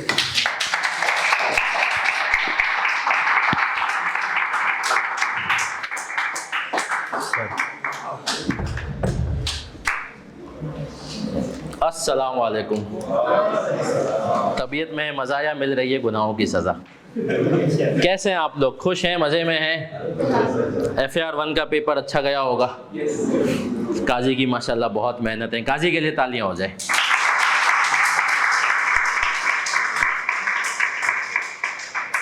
काजी की थोड़ी सी तबीयत भी अपसेट है, लेकिन आप लोग की मोहब्बत में अभी तक बैठे हुए हैं, तो मैं चलें क्विकली आगाज़ भी करूँगा, फिर काजी भी इंशाल्लाह थोड़ी सी बात करेंगे। FAR 1, FAR 2 मैं और काजी हमारी माशाल्लाह जोड़ी है। FAR 1 के अंदर काजी के साथ माशाल्लाह चले, FAR 2 में भी इंशाल्लाह काजी साथ होंगे। सिलेबस की जहाँ तक बात करूँ तो FAR 1 के सिलेबस में समराइज वे में आपको बताऊँगा, आप लोग जो बच्चे दे चुके हैं FAR 1 उनको सुनने की ज़रूरत नहीं है, क्योंकि हदीस का मफहूम है कि अल्लाह से जैसा गुमान रखते हैं वैसा होता है। आप गुमान रखें, आपका इंशाल्लाह पास है। जो नए बच्चे होंगे उनको क्विकली बता देता हूं कि देखें FAR 1 के सिलेबस में 4 टॉपिक नए आए हैं, 3 टॉपिक गए हैं और 1 टॉपिक रिड्यूस हो गया है। क्विकली 4 टॉपिक जो नए आए हैं उसके अंदर IS 38 है इंटेंजिबल, IS 41 है, सही है, ये एग्रीकल्चर के ऊपर पढ़ेंगे। इसके अलावा सिंगल एंट्री है और उसके अलावा फाइनल अकाउंट्स है, बैलेंस शीट PNL, जो कि आप कैश फ्लो सोशी वगैरह लोग पढ़ते थे। एक टॉपिक जो कम हो गया है वो है, तो मतलब रिड्यूस हो गया है साइज में, वो है NPO। NPO के अंदर सिर्फ ACE NPO जो आप लोग पढ़ते थे वही है, बाकी वाला पोर्शन चला गया। 3 टॉपिक जो गए हैं FAR 1 के सिलेबस से, वो है आपके पास करेक्शन ऑफ एरर, वो है आपके पास EPS और वो है ratios. Correction of error PRC में चले गया, EPS और रेशोस FAR 2 में आ गए। अच्छा, FAR 1 में हमारी कोशिश यही होती है कि ऐसी तैयारी करा दे कि आपकी घर पे कम से कम एफर्ट्स लगें। काजी तो माशाल्लाह मेक श्योर करते हैं कि क्लास में ही सारी प्रैक्टिस हो जाए, तो FAR 1 में हमारी स्ट्रेटजी यही होती है और आगे भी इंशाल्लाह यही रहेगी कि क्लासेज और फिर आखिरी जो मंथ में क्विज वीक होता है, फिर हमारी पासिंग क्लास होती है, जो बच्चे जानते हैं कि हम क्लास में बैठ के पूरा पेपर सॉल्व करते हैं। तो ये सब चीज़ें हैं। बाकी मैं चाहूँगा काजी आके थोड़ी सी FAR 1 पे बात कर लें कि सर देखिए FAR 1 के हवाले से तो काफ़ी सारे लोग जानते हैं किस तरह से मैं चीज़ों को लेके चला हूँ आज तक, और आगे भी इंशाल्लाह यही इरादा है कि उसी एफर्ट के साथ, उसी मेहनत के साथ मेरे एंड पे तो पूरी कोशिश रहेगी। बाकी डिपेंड करता है आप खुद अपने आप से कितने सिंसियर हैं। लास्ट टाइम भी ऐसे ही हुआ कि मैंने 21 तारीख को अपना कोर्स ख़त्म कर दिया था। 21 तारीख कौन से महीने की? जुलाई 21 को अल्हम्दुलिल्लाह मैंने अपना कोर्स वाइंड अप कर दिया था। और रहा सवाल इसका कि सर आपने पास पेपर की प्रैक्टिस कम कराई होगी, तो भाई ऐसा हरगिज़ नहीं है। क्या मैंने अपने सवालात की प्रैक्टिस कम कराई? मतलब किसी तरह से कोई कसर नहीं छोड़ी है, लेकिन 21 जुलाई को हमारा कोर्स, मेरा पार्ट वाला जो था, जो अच्छा खासा एक मेजर सिग्निफिकेंट पोर्शन होता है जिसमें आपके पास कैश फ्लो है, आपका NPO है, आपका ये 16 है, और कौन सा, सोशी, स्टेटमेंट ऑफ चेंज इक्विटी, यानी कि कोई कसर नहीं छोड़ी थी। अगेन वही वाली बात है, हम तो अपने एंड से मेहनत कर रहे हैं, आपके एंड से मेहनत अगर हुई होगी, चीज़ों को प्रैक्टिस में रखा होगा, और आए रोज़ हर क्लास के अंदर मैंने आपको बताया कि भाई 20 नंबर का सवाल है और आप ये सोच के जाते हैं कि 20 में से मैं 20 लूँगा, अदरवाइज मैं बात नहीं कर रहा, तो ICAP इतने आसानी से आपको 20 नंबर देता नहीं है। पेपर जो अभी आपके सामने आया आपने देखा होगा, और कुछ लोग का जिनका माइंड बना हुआ था कि यार 20 नंबर का सवाल है, सर 4-5 नंबर तो हमें नहीं आ रहे, तो हमें बात पता है कि भाई हमें पूरे 20 नंबर नहीं आते होंगे। हमने उन 5 नंबर को जो लूज करता हुआ देख रहे हैं उसमें हमने पैनिक में नहीं आना है, हमने उसमें से गुंजाइश निकालनी है। यानी कि 20 नंबर का सवाल है, उसमें से 12, 13, 14 नंबर हमने पकड़ने हैं। इसी तरह से जब सारे सवालात को हम अटेम्प्ट करेंगे, ये सोचते हुए कि एग्जामिनर हमसे चाह क्या रहा है और हमने उसको हैंडल कैसे करना है, तो ये सारी आपकी अपनी पर्सनल मेहनत होती है। और 100 नंबर का पेपर देने तो जाते हैं, लेकिन हमें एक बात पता है कि पेपर तो देने जा रहे हैं, मुंह मेरा और पूरा वजूद मेरा ICAP की तरफ जाके मैं बैठ भी जाऊंगा, लेकिन 100 नंबर मुझे नहीं आते। रीज़न उसका क्या है? एक तो 3 घंटे का पेपर है, ऊपर से अच्छा खासा स्ट्रेस, चीज़ों को रिकॉल करना, और वो लोग जो हमारे साथ यहाँ पे बैठे हुए, मैंने वक्तन फवक्तन उन लोग को ग्रुप में भी मैसेज किया कि भाई लोग काइंडली ईयरली पेपर ज़रूर आपने सॉल्व करने हैं। ऑल तो वो देखते थे, उसके ऊपर कोई रिस्पॉन्स नहीं आता था उनका, लेकिन एक होता है ना कि झुरझुरी जिस्म में ज़रूर गुजरती होगी कि यार कर ले यार, कर ले यार। वो आखिरी दिनों में मैंने आपको ये बोला कि भाई रिलैक्स करो, जितनी आपने मेहनत करनी थी कर ली। रिवॉर्ड देना मेरे या एग्जामिनर के हाथ में नहीं है, रिवॉर्ड देना बेसिकली अल्लाह के हाथ में, क्योंकि हमने जितनी भी एफर्ट थी वो सारी दिखाई, अल्लाह ताला ने देखा, और रिवॉर्ड अल्लाह ताला के हाथ में इंशाल्लाह वो देंगे, क्योंकि हमने मेहनत की है। तो फाइनल अकाउंट्स जिससे PRC में लोग भागते थे, अभी भी कुछ लोग जो PRC का एग्जाम देना चाहते हैं, और बहुत सारे यहाँ पे जख्मी लोग बैठे हुए हैं जिनको फाइनल अकाउंट से बहुत मतलब अच्छे वाबस्तगी नहीं रही है। 20 नंबर का वहाँ पे आता था, और इस वक्त भी बोला जाता था कि भाई 20 नंबर का सवाल आ रहा है और 20 नंबर लेने भी नहीं है। और कुछ लोग जो अनफॉर्चुनेटली फेल होते थे वो आके सिर्फ यही रोना रोते थे कि सर वो फाइनल अकाउंट जो था ना वो अच्छा नहीं हुआ जिस वजह से मैं पास नहीं हुआ। तो मेरा शुरू में तो मैं भी अफसोस वाली शक्ल बना, हाँ यार बड़ा अफसोस हुआ, ऐसा नहीं होना चाहिए था। जब उसके साथ में दुख में शामिल हो गया ना, फिर मैं उसको जलील भी करता था। वो कैसे कि यार 80 नंबर का तुमने क्या किया जो तुम इतना रोना डाले हुए हो गया यार, वो सर फाइनल अकाउंट में वो प्रॉफिट एंड लॉस सही नहीं आया, बैलेंस शीट टाइम नहीं हुई, तो भाई 80 नंबर का क्या किया। तो यहाँ पे इन्होंने क्या किया, पीआरसी के अंदर तो फाइनल अकाउंट अपनी जगह वही का वही है, लेकिन इन्होंने पीआरसी में क्या होता था, वही ट्रायल बैलेंस और वही इनकम स्टेटमेंट, बैलेंस शीट और चंद हल्की फुल्की नन्नी मुन्नी एडजस्टमेंट होती थी, accruals, prepayment, depreciation, bad debt, inventories. होगा क्या, जो आपके पास FAR1 में फाइनल अकाउंट्स आया है और कुछ चीजें गई हैं, फाइनल अकाउंट में एडजस्टमेंट, अक्रूवल, जो प्रीपेमेंट और बैड डेट, डेप्रिसिएशन, इन्वेंट्री की नहीं आएंगी। वो कहीं ना कहीं किसी बड़ी सेहतमंद एडजस्टमेंट के अंदर वो मौजूद होंगी बातें। लेकिन क्या होगा, IAS 16 बोलता है भाई मैं आज से पहले क्वेश्चन आता था 15 से 20 नंबर का, वो पार्ट 1 पार्ट 2, तो उसने बोला बेटा वहां तो मैं आऊंगा लेकिन फाइनल अकाउंट में एडजस्टमेंट की शक्ल सूरत भी इख्तियार करके मैं आऊंगा। यानी कि आप अक्रूवल्स किए, आप एडजस्टमेंट को रिप्लेस कर दो IAS 16 के साथ, IAS 20 के साथ, IAS 23 के साथ, IAS 40 के साथ वगैरह वगैरह, IAS 41 के साथ। यानी कि अक्रूवल्स में प्रीपेमेंट वाली एडजस्टमेंट ऑब्वियसली बात है वो कहीं ना कहीं इन्वॉल्व तो होंगी, लेकिन मेन एडजस्टमेंट जो बनेगी यहाँ पे वो 1-2 लाइन की नहीं होगी, जैसे होता था ना 1-2 लाइन की फाइनल अकाउंट एडजस्टमेंट। यहाँ पे आएगी प्रॉपर IAS 16 की एडजस्टमेंट, 38 की एडजस्टमेंट, 40 की एडजस्टमेंट। तो आप सोच लीजिए मामला थोड़े से होने वाले हैं कॉम्प्लेक्स। अगेन मामला क्या होगा, आपकी एडजस्टमेंट अगर आपकी स्टैंडर्ड्स पे अच्छी ग्रिप होगी तो इसका मतलब फाइनल अकाउंट्स भी आपके लिए कोई हैसियत एज सच नहीं रखेगा। बाकी चीजें तो यार वक्त के साथ साथ बहुत सारी हमारे डिस्कशन में आ जाएंगी, टाइम हमारे पास शॉर्ट है। अकाउंटिंग स्टैंडर्ड फॉर NPO, जिन लोगों ने पढ़ा था, बहुत सारे लोग तो जानते ही नहीं है NPO होता क्या है, लेकिन बहुत सारे साथी ऐसे बैठे हुए जानते हैं कि NPO के अंदर क्या था। एक पोर्शन था बिल्कुल बेसिक आपका NPO का, जिसके अंदर सिंगल एंट्री की भी इंप्लीकेशंस आ रही होती थी। अब इन्होंने क्या किया, वो जो बेसिक वाला पोर्शन था जिसमें हमारा टाइम सबसे ज्यादा लगता था, जो साथी यहाँ पे बैठे हुए उन्होंने उस पोर्शन को खत्म कर दिया। उन्होंने बोला AS NPO और AS NPO याद होगा जिन साथियों ने मेरे साथ किया था, हमने एक ही क्लास के अंदर या 2 क्लास के अंदर वो जो भी उसके रूल्स थे वो सारे डिस्कस कर लिए। हमने ये देखा था कि भाई जो फंड हमें कंट्रीब्यूशन रिसीव होता है तो कैश या बैंक तो डेबिट हो जाएगा या फला एसेट तो डेबिट हो जाएगा। क्रेडिट में क्या हो रहा है, या तो हम लोग फंड को क्रेडिट करेंगे या तो बोले लायबिलिटी को क्रेडिट करेंगे। वहां पे यही काम सिर्फ इतना पोर्शन रहेगी। जो बेसिक NPO वाला था ना, उन्होंने उसको वॉश आउट कर दिया, खत्म कर दिया और उन्होंने एक नया टॉपिक डाल दिया सिंगल एंट्री का बाकायदा तौर पे। और सिंगल एंट्री को इतना आसान टॉपिक नहीं है, मतलब उसके लिए आपकी अकाउंटिंग की अच्छी ग्रिप होना बड़ा जरूरी है। बाकी एरर्स वाला टॉपिक जो PRC में नहीं था, इन्होंने क्या किया, FAR1 से उतार के किस में ले आए, वो PRC के अंदर ले आए। तो उसका मतलब बहुत सारी चीज़ों को उन्होंने आगे पीछे कर दिया, लेकिन एज सच मेन जो बुनियाद थी वो अपनी वहीं की वहीं है। बाकी इंशाल्लाह जो प्रोफिशिएंसी है और जो टेस्टिंग है उसके हवाले से तो बातें हो चुकी हैं।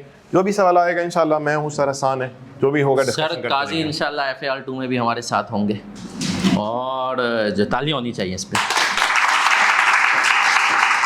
और वो हम इंशाल्लाह पहली क्लास में और ओवर द पीरियड इंशाल्लाह डिस्कस करेंगे कि सर काजी कौन कौन सा पोर्शन कराएंगे। मैंने देखे ओपनली बात बोल रहा हूँ बड़ी साफ सुथरी, अगर PRC से ये इदारा मेरा लोड थोड़ा सा कम करता है, सही है जी, ये बात 10 दफ़ा मैं बोल चुका हूँ। ऑब्वियसली बात है मेरे पास भी टाइम लिमिट है, और एक बात तो मैं बड़े कॉन्फिडेंटली अल्लाह के हुजूर आके बड़ा झुक के बोल सकता हूँ कि जिस तरह से मैंने PRC में एफर्ट की, अपना 100% दिया। जाहिर सी बात है मैं इंसान हूँ भाई, मैं परफेक्ट नहीं हूँ। हम तो यहाँ पे माँ बाप में भी 10 उंगलियाँ उठा देते हैं, यार अब्बा बात बात पे गुस्सा हो जाते हैं, तो हम आपके वालिद मोहतरम नहीं हैं, ठीक। लेकिन हमारी कोशिश ये होती है कि जितना बेस्ट दे सकते हैं वो दें। यानी कि मैं यहाँ पे एक कदम नीचे उतर के बात कर रहा हूँ कि भाई वी आर नॉट परफेक्ट, हम भी इंसान हैं, हमसे भी गुनाह होते हैं, हम भी जैसे कहते हैं ना खता का एक पूरा पुतला है। जिस तरह से FAR1 के अंदर हमने चीज़ें की थी बिल्कुल sequence wise, step by step, उठ के कुछ लोग कोई चीज़ पसंद आती है, कुछ लोग बोलते हैं क्या यार हमें क्या बच्चा समझा हुआ, यार बच्चे ही तो हो यार, ठीक। तो मैं क्यों अज्यूम करूं कि यार आप जो है माँ के पेट से जो FAR1 सीख के आ गए, टैक्स सीख के आ गए। हमने यहाँ पे पूरी कोशिश करनी है कि इस तरह से चीज़ को समझाया जाए जिस तरह से बहुत सारे लोग यहाँ पे मुझे जानते हैं, बखूबी जानते हैं कि मैं किस तरह से चीज़ों को लेके चलता हूँ। FAR2 में भी मैं आऊँगा, लेकिन अगेन शर्त यह है कि PRC का लोड मेरा कम होता है। जो भी सुनने वाले लोग हैं वो सुन रहे होंगे, अस्सलाम वालेकुम। तो मतलब सलाम करके ही बात कर रहे होते हैं ना, हम ऐसे नहीं होते कि यार वो स्टूडेंट मैसेज कर रहा है क्वेश्चन मार्क। जैसे सोले सोराटिया ने बात बोली कि यार वो शादी में है या पता नहीं अस्पताल में इमरजेंसी में, रिप्लाई नहीं करो, dot dot dot dot, question mark. यकीन जानिए आज भी अगर मुझे सर हसन से बात करनी होती है, ऑल्दो हम बड़े अच्छे दोस्त हैं और कुलीग भी हैं हम यहाँ पे, और जितने भी लोग हैं, हम जब भी आपस में बात करते हैं ना, ये नहीं होता कि यार एकदम मुंह उठा के बात शुरू कर दी अस्सलाम वालेकुम। यह हमारा अल्हम्दुलिल्लाह मास्टर सिखाता है कि जो भी बात, चलो अस्सलाम वालेकुम नहीं, हेलो तो बोल सकते हैं ना। यहाँ तो आता है भाई इसका जवाब दो, मतलब ना सलाम ना दुआ। भाईजान मतलब ऐसा होना नहीं चाहिए। आपके पेरेंट्स ने ऐसा नहीं सिखाया। मुझे पता है आप लोग माशाल्लाह बड़े खानदानी लोग बैठे हुए यहाँ पे, वो करने वाले कोई और लोग होते हैं जो मैसेज कर रहे होते हैं और वो बस, समझ आ रही बात। तो कोशिश मेरी ये है कि जिस तरह से FAR1 में आपने मुझे देखा और जो चीज़ें FAR1 में sequence wise step by step लेके चलता था, FAR2 में भी कोई भी टॉपिक देते साला 2 टॉपिक यार उसका मसला नहीं है सर, लेकिन तरतीब मेरी यहाँ पे भी वही होगी, sequence wise step by step हमने मूव करना होगा। हर एक का अपना अपना अंदाज होता है ना। अभी बहुत मुश्किल से सर हसन ने हाथ रखा हुआ, वरना तो आपको पता है हाथ पाँव किस तरह से हमारे चलना शुरू हो जाते हैं। तो क्या करें, हमने सर मुनीर से कुछ सीखा, कुछ सर हसन से सीखा और सर साजिद से कुछ ज़्यादा सीख लिया हमने माशाल्लाह से। तो मतलब ये सारी चीज़ें लर्निंग में आती है। और ऑब्वियसली बात है, अगर हम यूं पे खड़े हो के आउज़ु बिल्लाहि मिनश शैतानिर रजीम अल्लाह का नाम लेके शुरू जरूर करेंगे, लेकिन अगर चुपचाप मैं खड़ा हूँ तो आप थोड़ी देर में देखेंगे यार ये बंदा बोल रहा है या बैकग्राउंड से आवाज़ आ रही है। तो इसीलिए हाथों का भी इस्तेमाल करना बड़ा ज़रूरी होता है। और इंसान को अल्लाह ताला ने पूरा वजूद दिया है अल्हम्दुलिल्लाह। बातें करने में भी हम सर कम नहीं होते। सर साजिद की भी जाहिर सी बात है नक्शे कदम पे चल रहे हैं, बाकी सर हसन है, सर मुनीर है और बहुत सारे चैंपियन लोग बैठे हुए हैं। आए रोज़ सीखते हैं कि यार बात चुप के देख रहे होते, सर हसन ने ये बात कैसे बोली, सर साजिद ने कैसे बात बोली। तो बहरहाल लर्निंग कभी भी ख़त्म नहीं होती, आए रोज़ कुछ ना कुछ सीख ही रहे होते हैं। बाकी कोई सवाल है तो प्लीज़ बताइए, सर हसन भी बैठे हैं यहाँ पे। FAR1 से रिलेटेड कोई सवाल?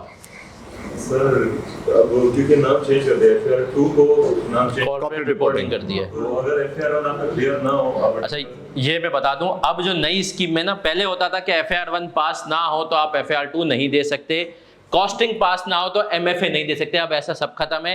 हाँ, अब ये कंडीशन है कि ग्रुप A के 2 पेपर आपके पास होने चाहिए, फिर आप ग्रुप B का कोई भी पेपर दे सकते हैं। तो अब पेपर स्पेसिफिक जो पहले रिस्ट्रिक्शंस थी वो खत्म हो गई हैं। बस ग्रुप A के 2 पेपर पास होने चाहिए for any paper of group B। आप इसके बाद आपका FAR1 किसी का अल्लाह ना करे पास नहीं है, लेकिन उसका बिजनेस लॉ और टैक्स पास है, तो अगली अटेम्प्ट में अब FAR1 FAR2 साथ दे सकता है। ठीक है, चले जी, ये हो गया। अच्छा अब FAR2 की बात करते हैं, फिर एक सरप्राइज की भी बात करेंगे। FAR2 की जो है हम बात करते हैं, FAR2 जो है वो ये है कि कॉर्पोरेट रिपोर्टिंग, उसमें भी चेंजेस आई हैं ICAP की तरफ से। और जो चेंजेस, जो सिलेबस नया डिवाइस हो रहा था, तो मैं उसका अल्लाह का शुक्र एक पार्ट भी था, तो हमने भी कहीं ना कहीं इनपुट दिया FAR1 FAR2 और CA फाइनल। तो अब उसके अंदर चेंजेस क्या है पहले ये सुन लें, मैं समराइज कर देता हूँ। FAR2 के अंदर 3 टॉपिक गए हैं और 3 टॉपिक आए हैं और 1 टॉपिक में थोड़ा सा इजाफा हुआ है। कौन से टॉपिक गए हैं? इंटेंजिबल्स और IS 41, ये 2 कहाँ गए हैं सर? और इसी तरीके से फाइनल अकाउंट्स भी, हालांकि फाइनल अकाउंट्स की थोड़ी सी शेप वहाँ पे अलग थी, लेकिन फाइनल अकाउंट्स का भी एक पोर्शन चला गया है FAR1 में। कौन से 3 टॉपिक आए? 2 आए FAR1 से। कौन कौन से सर? EPS और रेशोज। तो जो बच्चे इस दफ़ा FAR2 पढ़ेंगे वो इंशाल्लाह देखेंगे कि EPS और रेशोज हैं। हाँ, कौन सा जो है टॉपिक नया आया है वो है सस्टेनेबिलिटी। सस्टेनेबिलिटी का एक पोर्शन FAR2 के अंदर डाला गया है। और एक टॉपिक था फाइनेंशियल इंस्ट्रूमेंट, पहले वो आपके सिलेबस में CA फाइनल के मुकाबले में 10% था और अब वो 20% हो गया। उसके अंदर 1-2 टॉपिक्स का और इजाफा कर दिए गए। FAR2 की इंशाल्लाह जब जो भी बात होगी फिर वो क्लासों में होगी। कोशिश यही होगी कि इंशाल्लाह जो है ऐसा कराएं कि आपको एंड में अपनी एफर्ट्स ना डालनी पड़े। और हमेशा मैं एक बात कहता हूँ, जैसे काजी भी कह रहे थे कि देखें मैंने CA में ना बहुत लोग देखें और मेजॉरिटी अनफॉर्चुनेटली जो कि CA ड्रॉप आउट करते हैं वो गधे देखें। अब वो गधे क्यों होते हैं? गधे मेजॉरिटी, सब नहीं सर, वो गधे इसलिए होते हैं क्योंकि सर वो स्मार्ट वे में नहीं पढ़ते हैं। सर वो उनको, बहुत सारे बच्चों को पेपर से 1 दिन पहले तक ये नहीं पता होता कि ICAP ने ये डिफाइन कर दिया है कि इस जो है टॉपिक का टेस्टिंग लेवल क्या है, 2 है या 1 है या 3 है। अब 2 का मतलब है उसके ऊपर 20 नंबर तक का सवाल आ सकता है। अब अगर आप वो टेस्टिंग लेवल 2 वाला टॉपिक छोड़ करके जा रहे हैं, जैसे IS 16 जैसे इन्वेस्टमेंट प्रॉपर्टी, तो आप 20 नंबर के लिए एक्सपोज हो रहे हैं। टेस्टिंग लेवल 1 का छोड़ रहे हैं तो 8 नंबर के लिए। फिर उसके ऊपर कितनी मेहनत करनी है। बहुत सारे बच्चे छोटे छोटे टॉपिक जो कि 8 नंबर के, उसके ऊपर जो है ना 10-10 12-12 क्लासें ले रहे होते हैं डिफरेंट, और जो इंपॉर्टेंट टॉपिक है रेशोज, उसके ऊपर 2 क्लासों में फारिग कर देते हैं। सर ये स्मार्टनेस बहुत ज़रूरी है, इसीलिए पेपर के पॉइंट ऑफ व्यू से ग्रिड बनी हुई होती है। बच्चों को मैंने इस दफ़ा बहुत कहा, मैंने कहा बेटा रेशोज अच्छे से कर लो, बड़ा सवाल आएगा, आया सही है सर। अब बच्चे उस पर परेशान हो रहे होते हैं कि यार जो है ना कि सर क्या चीज़ कैसे, तो यार आईकेप का तो मैं तो कहता हूँ अब ग्रिड के हवाले से बहुत आसान हो गया है। ठीक है सर, तो इंशाल्लाह FAR1 FAR2 की FAR1 की क्लास हमारी बाकिर पहली मंडे को है, FAR2 की भी इंशाल्लाह कमिंग वीक में होगी। मोस्ट प्रोबेबली FAR2 की पहली क्लास जो हमारी होगी वो होगी नेक्स्ट सैटरडे को। ठीक है, वो आपको इंशाल्लाह पता भी चल जाएगा। अच्छा अब आते हैं, सरप्राइज़ ये है कि FAR1 में थोड़ा सा पोर्शन है मेरा, FAR2 में है सिग्निफिकेंट पोर्शन। एक और पेपर है जिसमें इस दफ़ा मैं पढ़ा रहा हूँ, कॉम्बोज के ऊपर भी आते हैं। एक और पेपर है जो इस दफ़ा मैं पढ़ा रहा हूँ, और वो पेपर है, दूसरा बैच मेरा होगा, पहला बैच सर आमिर कराएंगे, और वो पेपर है CAF3 data systems and risk. ये पेपर भी जो है मैं इंशाल्लाह कराऊंगा। सर आमिर ने माशाल्लाह इसके ऊपर बड़ी डिस्कशन की, तो मैं कोशिश करूंगा समराइज़ करूं। देखें जो मैंने इसका सिलेबस भी देखा, चीज़ें भी देखी, तो ये जो पेपर है ये आईकेप के पुराने 3 पेपर्स का कॉम्बो है, सही है। उसमें एक पेपर होता था आईकेप का पहले AFC में IT, और हमारे टाइम पर भी जब हम पढ़ते थे तो एक IT का पेपर होता था, मॉड्यूल D में भी होता था, मॉड्यूल E में भी होता था। अब जाहिर सी बात है IT में चेंज है, वो एडवांस है। उसके अलावा एक CA फाइनल में आईकेप कोर्स कराता था आर्टिकलशिप के टाइम पे डेटा एनालिटिक्स का, उसका कंटेंट इधर डाला है। तीसरा एक पेपर होता था आईकेप के अंदर SPM का, उसका भी कंटेंट इधर डाला है। तो ये कोई वो पेपर नहीं कि हम बोले बिल्कुल ही नया आ गया, ये चीज़ें पहले से थी, उनको एक जगह कंपाइल किया और IT। अच्छा मैं आपको बता दूं इसकी एक प्रैक्टिकल एग्जांपल भी। अच्छा और मैं क्यों पढ़ा रहा हूँ, मैं इसलिए पढ़ा रहा हूँ कि मेरे एक पार्टनर हैं, बहुत सारे लोग बताया कि माशाल्लाह मैं एक फर्म का पार्टनर भी हूँ। मेरे एक पार्टनर हैं, वो ओरेकल के साइबर सिक्योरिटी कंसल्टेंट हैं। ओरेकल दुनिया की ERP के अंदर लीडिंग कंपनी है, सही है ना। उसके वो माशाल्लाह साइबर सिक्योरिटी, उनसे मैंने डिस्कस किया तो उन्होंने कहा यार फ्यूचर इज दिस, और बच्चों के लिए जो प्रैक्टिकल इम्प्लीकेशंस हैं वो किस तरीके से करें, क्योंकि अब हम भी अपनी फर्म में इस तरफ इंशाल्लाह एक सेगमेंट इस्टेब्लिश कर लें साइबर सिक्योरिटी का। अब मैं इसकी प्रैक्टिकल एग्जांपल आपको देखता हूँ। अब ये सुनिएगा, ये पेपर UK में सर हुआ ये कि एकदम से ना चोरियाँ बहुत बढ़ने लगी।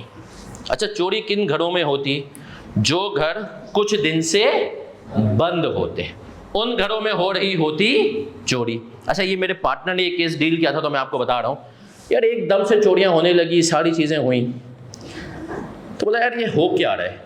मतलब जाहिर सी बात है पाकिस्तान तो है नहीं ना कि यार मामूल है, कोई मसला नहीं। उनके लिए तो परेशानी की बात थी कि यार चोरियाँ हो रही हैं और एकदम से उन्हीं घरों में हो रही हैं जो कि बंद हैं।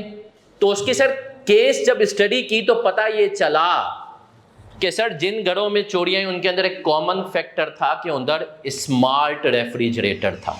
अब स्मार्ट रेफ्रिजरेटर क्या करता है, आपके कोई भी चीज़ कम होती है, अंडे खत्म हो जाए, ब्रेड खत्म हो जाए ना, तो वो क्या करता है सर, वो रीऑर्डर खुद ब खुद कर लेता है। तो जो चोर थे वो हैकर्स के साथ मिले, उन्होंने उस जो स्मार्ट रेफ्रिजरेटर से उनका डेटा हैक किया। चोरों को बताया कि यार ये वो रेफ्रिजरेटर है जिनमें 6 दिन से 5 दिन से कोई ऑर्डर, इसका मतलब है कि ये लोग कहीं वेकेशंस पे गए हुए हैं।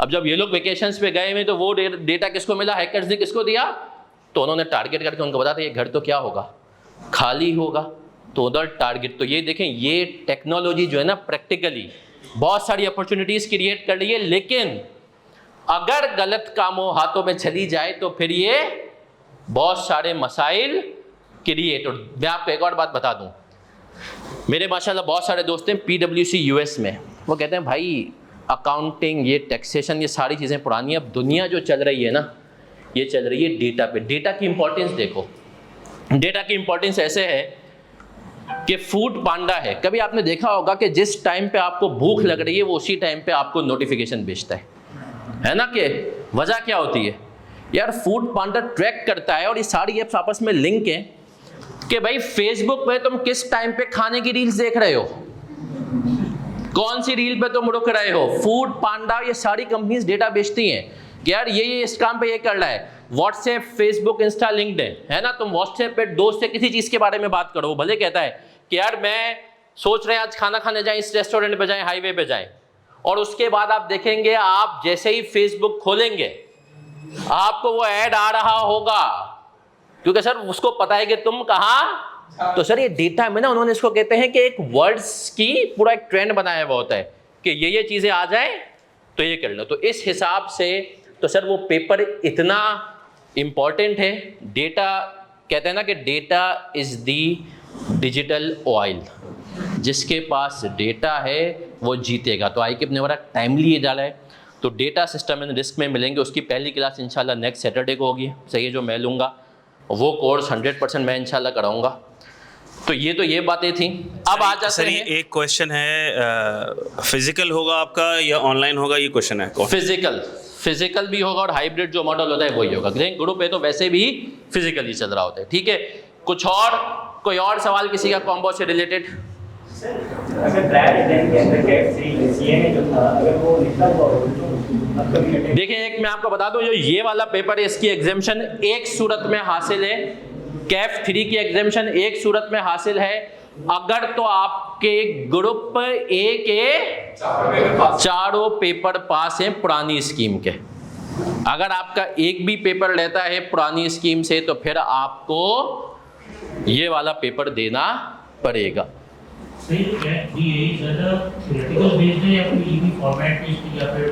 देखें, ये इस mode of a theoretical based, लेकिन इसकी केस स्टडीज होंगी। तो आप इसको अगर किसी पेपर से लिंक सही मानों में करना चाहते हैं तो वो होगा सीए फाइनल का ऑडिट और सीए कैफ 8 और ऑडिट, क्योंकि उसके अंदर केस स्टडीज ज़्यादा होंगी, ठीक है। और कुछ डेटा से रिलेटेड जब केस स्टडीज आएंगी तो इसमें कहीं ना कहीं न्यूमेरिकल पोर्शन भी होगा, तो it will be very interesting. कोई और सवाल किसी का? कॉम्बो से रिलेटेड कोई सवाल करें, माइंड अप करें हम। चलें सर, तो इंशाल्लाह हमारी पहली क्लासेस स्टार्ट होंगी मंडे से, और मंडे से जो हमारी क्लासेस स्टार्ट हो रही हैं। अच्छा सर, क्लासेस का शेड्यूल देखें, आप लोगों के पास जो डॉक्यूमेंट है उसमें भी टाइम टेबल गिवन है आपको। तो ग्रुप ए की हमारी क्लासेस स्टार्ट हो रही हैं इंशाल्लाह ताला मंडे से, परसों से, ठीक है। जिसमें स्टार्ट होगी हमारी कैफ 1, कैफ 2 और कैफ 4, ठीक है। सुबह पहली क्लास मेरी होगी एज यूजुअल, दूसरी होगी फाइनेंशियल अकाउंटिंग एंड रिपोर्टिंग, और तीसरी होगी सर सवाले की क्लास, ठीक है। अच्छा, तो Monday, Tuesday, Wednesday, Thursday, Friday, Thursday, ये 4 दिन 1, 2 और 4 ये तीनों पेपर्स होंगे। शायद थर्सडे वाले दिन का schedule Monday, Tuesday, Wednesday, Thursday, Kaif 1, Kaif 2 चारों दिन होगी, कैफ 4 3 दिन होगी। ये आपको फिक्स शेड्यूल मिल जाएगा, नेक्स्ट वीक का मिल जाएगा। कैफ 4 3 दिन होगी, 3 दिन भी हो सकती है, 4 दिन भी हो सकती है, वो सर सवाल कंफर्म करेंगे। कैफ 3 की क्लास स्टार्ट होगी वेडनेसडे से। कब से स्टार्ट होगी? कैफ 3 की क्लास सर आमिर की 2 दिन होगी, वेडनेसडे और फ्राइडे, वेडनेसडे और फ्राइडे सर आमिर की 2 दिन क्लास होगी। इसके अलावा ग्रुप बी की क्लासेस कब से शुरू होंगी वो सर हसन उस पर रोशनी डालेंगे। बस ग्रुप बी की इंशाल्लाह next week, most probably next Saturday से स्टार्ट हो। जी, शेड्यूल फिक्स होता है बेटा हमारा, यहाँ पे शेड्यूल फिक्स हो जाएगा इंशाल्लाह आपका। नेक्स्ट वीक से फिक्स हो जाएगा। फर्स्ट वीक इनिशियल वीक होता है, क्लासेस आपको पता चलेगी, नेक्स्ट वीक से फिक्स हो जाता है हमारा। देखें, ये फर्स्ट क्लासेस की टाइमिंग्स होंगी। अच्छा, वैसे मैं बताऊं 99% चांस यही है कि यही शेड्यूल अगले हफ्ते के लिए और फिक्स हो जाएगा, रेप्लिकेट होगा और फिक्स हो जाएगा। हो सकता है इसमें 5-10% चेंज आ जाए, वरना चांस नहीं है, यही शेड्यूल आगे के लिए भी फिक्स रहेगा जो आपके पास है, फर्स्ट वीक वाला। चले, तो हम इंशाल्लाह मिलेंगे क्लासेस के अंदर, और वैसे भी किसी को कोई भी सवाल हो तो अभी मैं अवेलेबल हूँ, सर मुनीर अवेलेबल है, आप लोग आकर के पूछ सकते हैं। Thank you very much, may Allah bless you all, take care a lot, Allah Hafiz.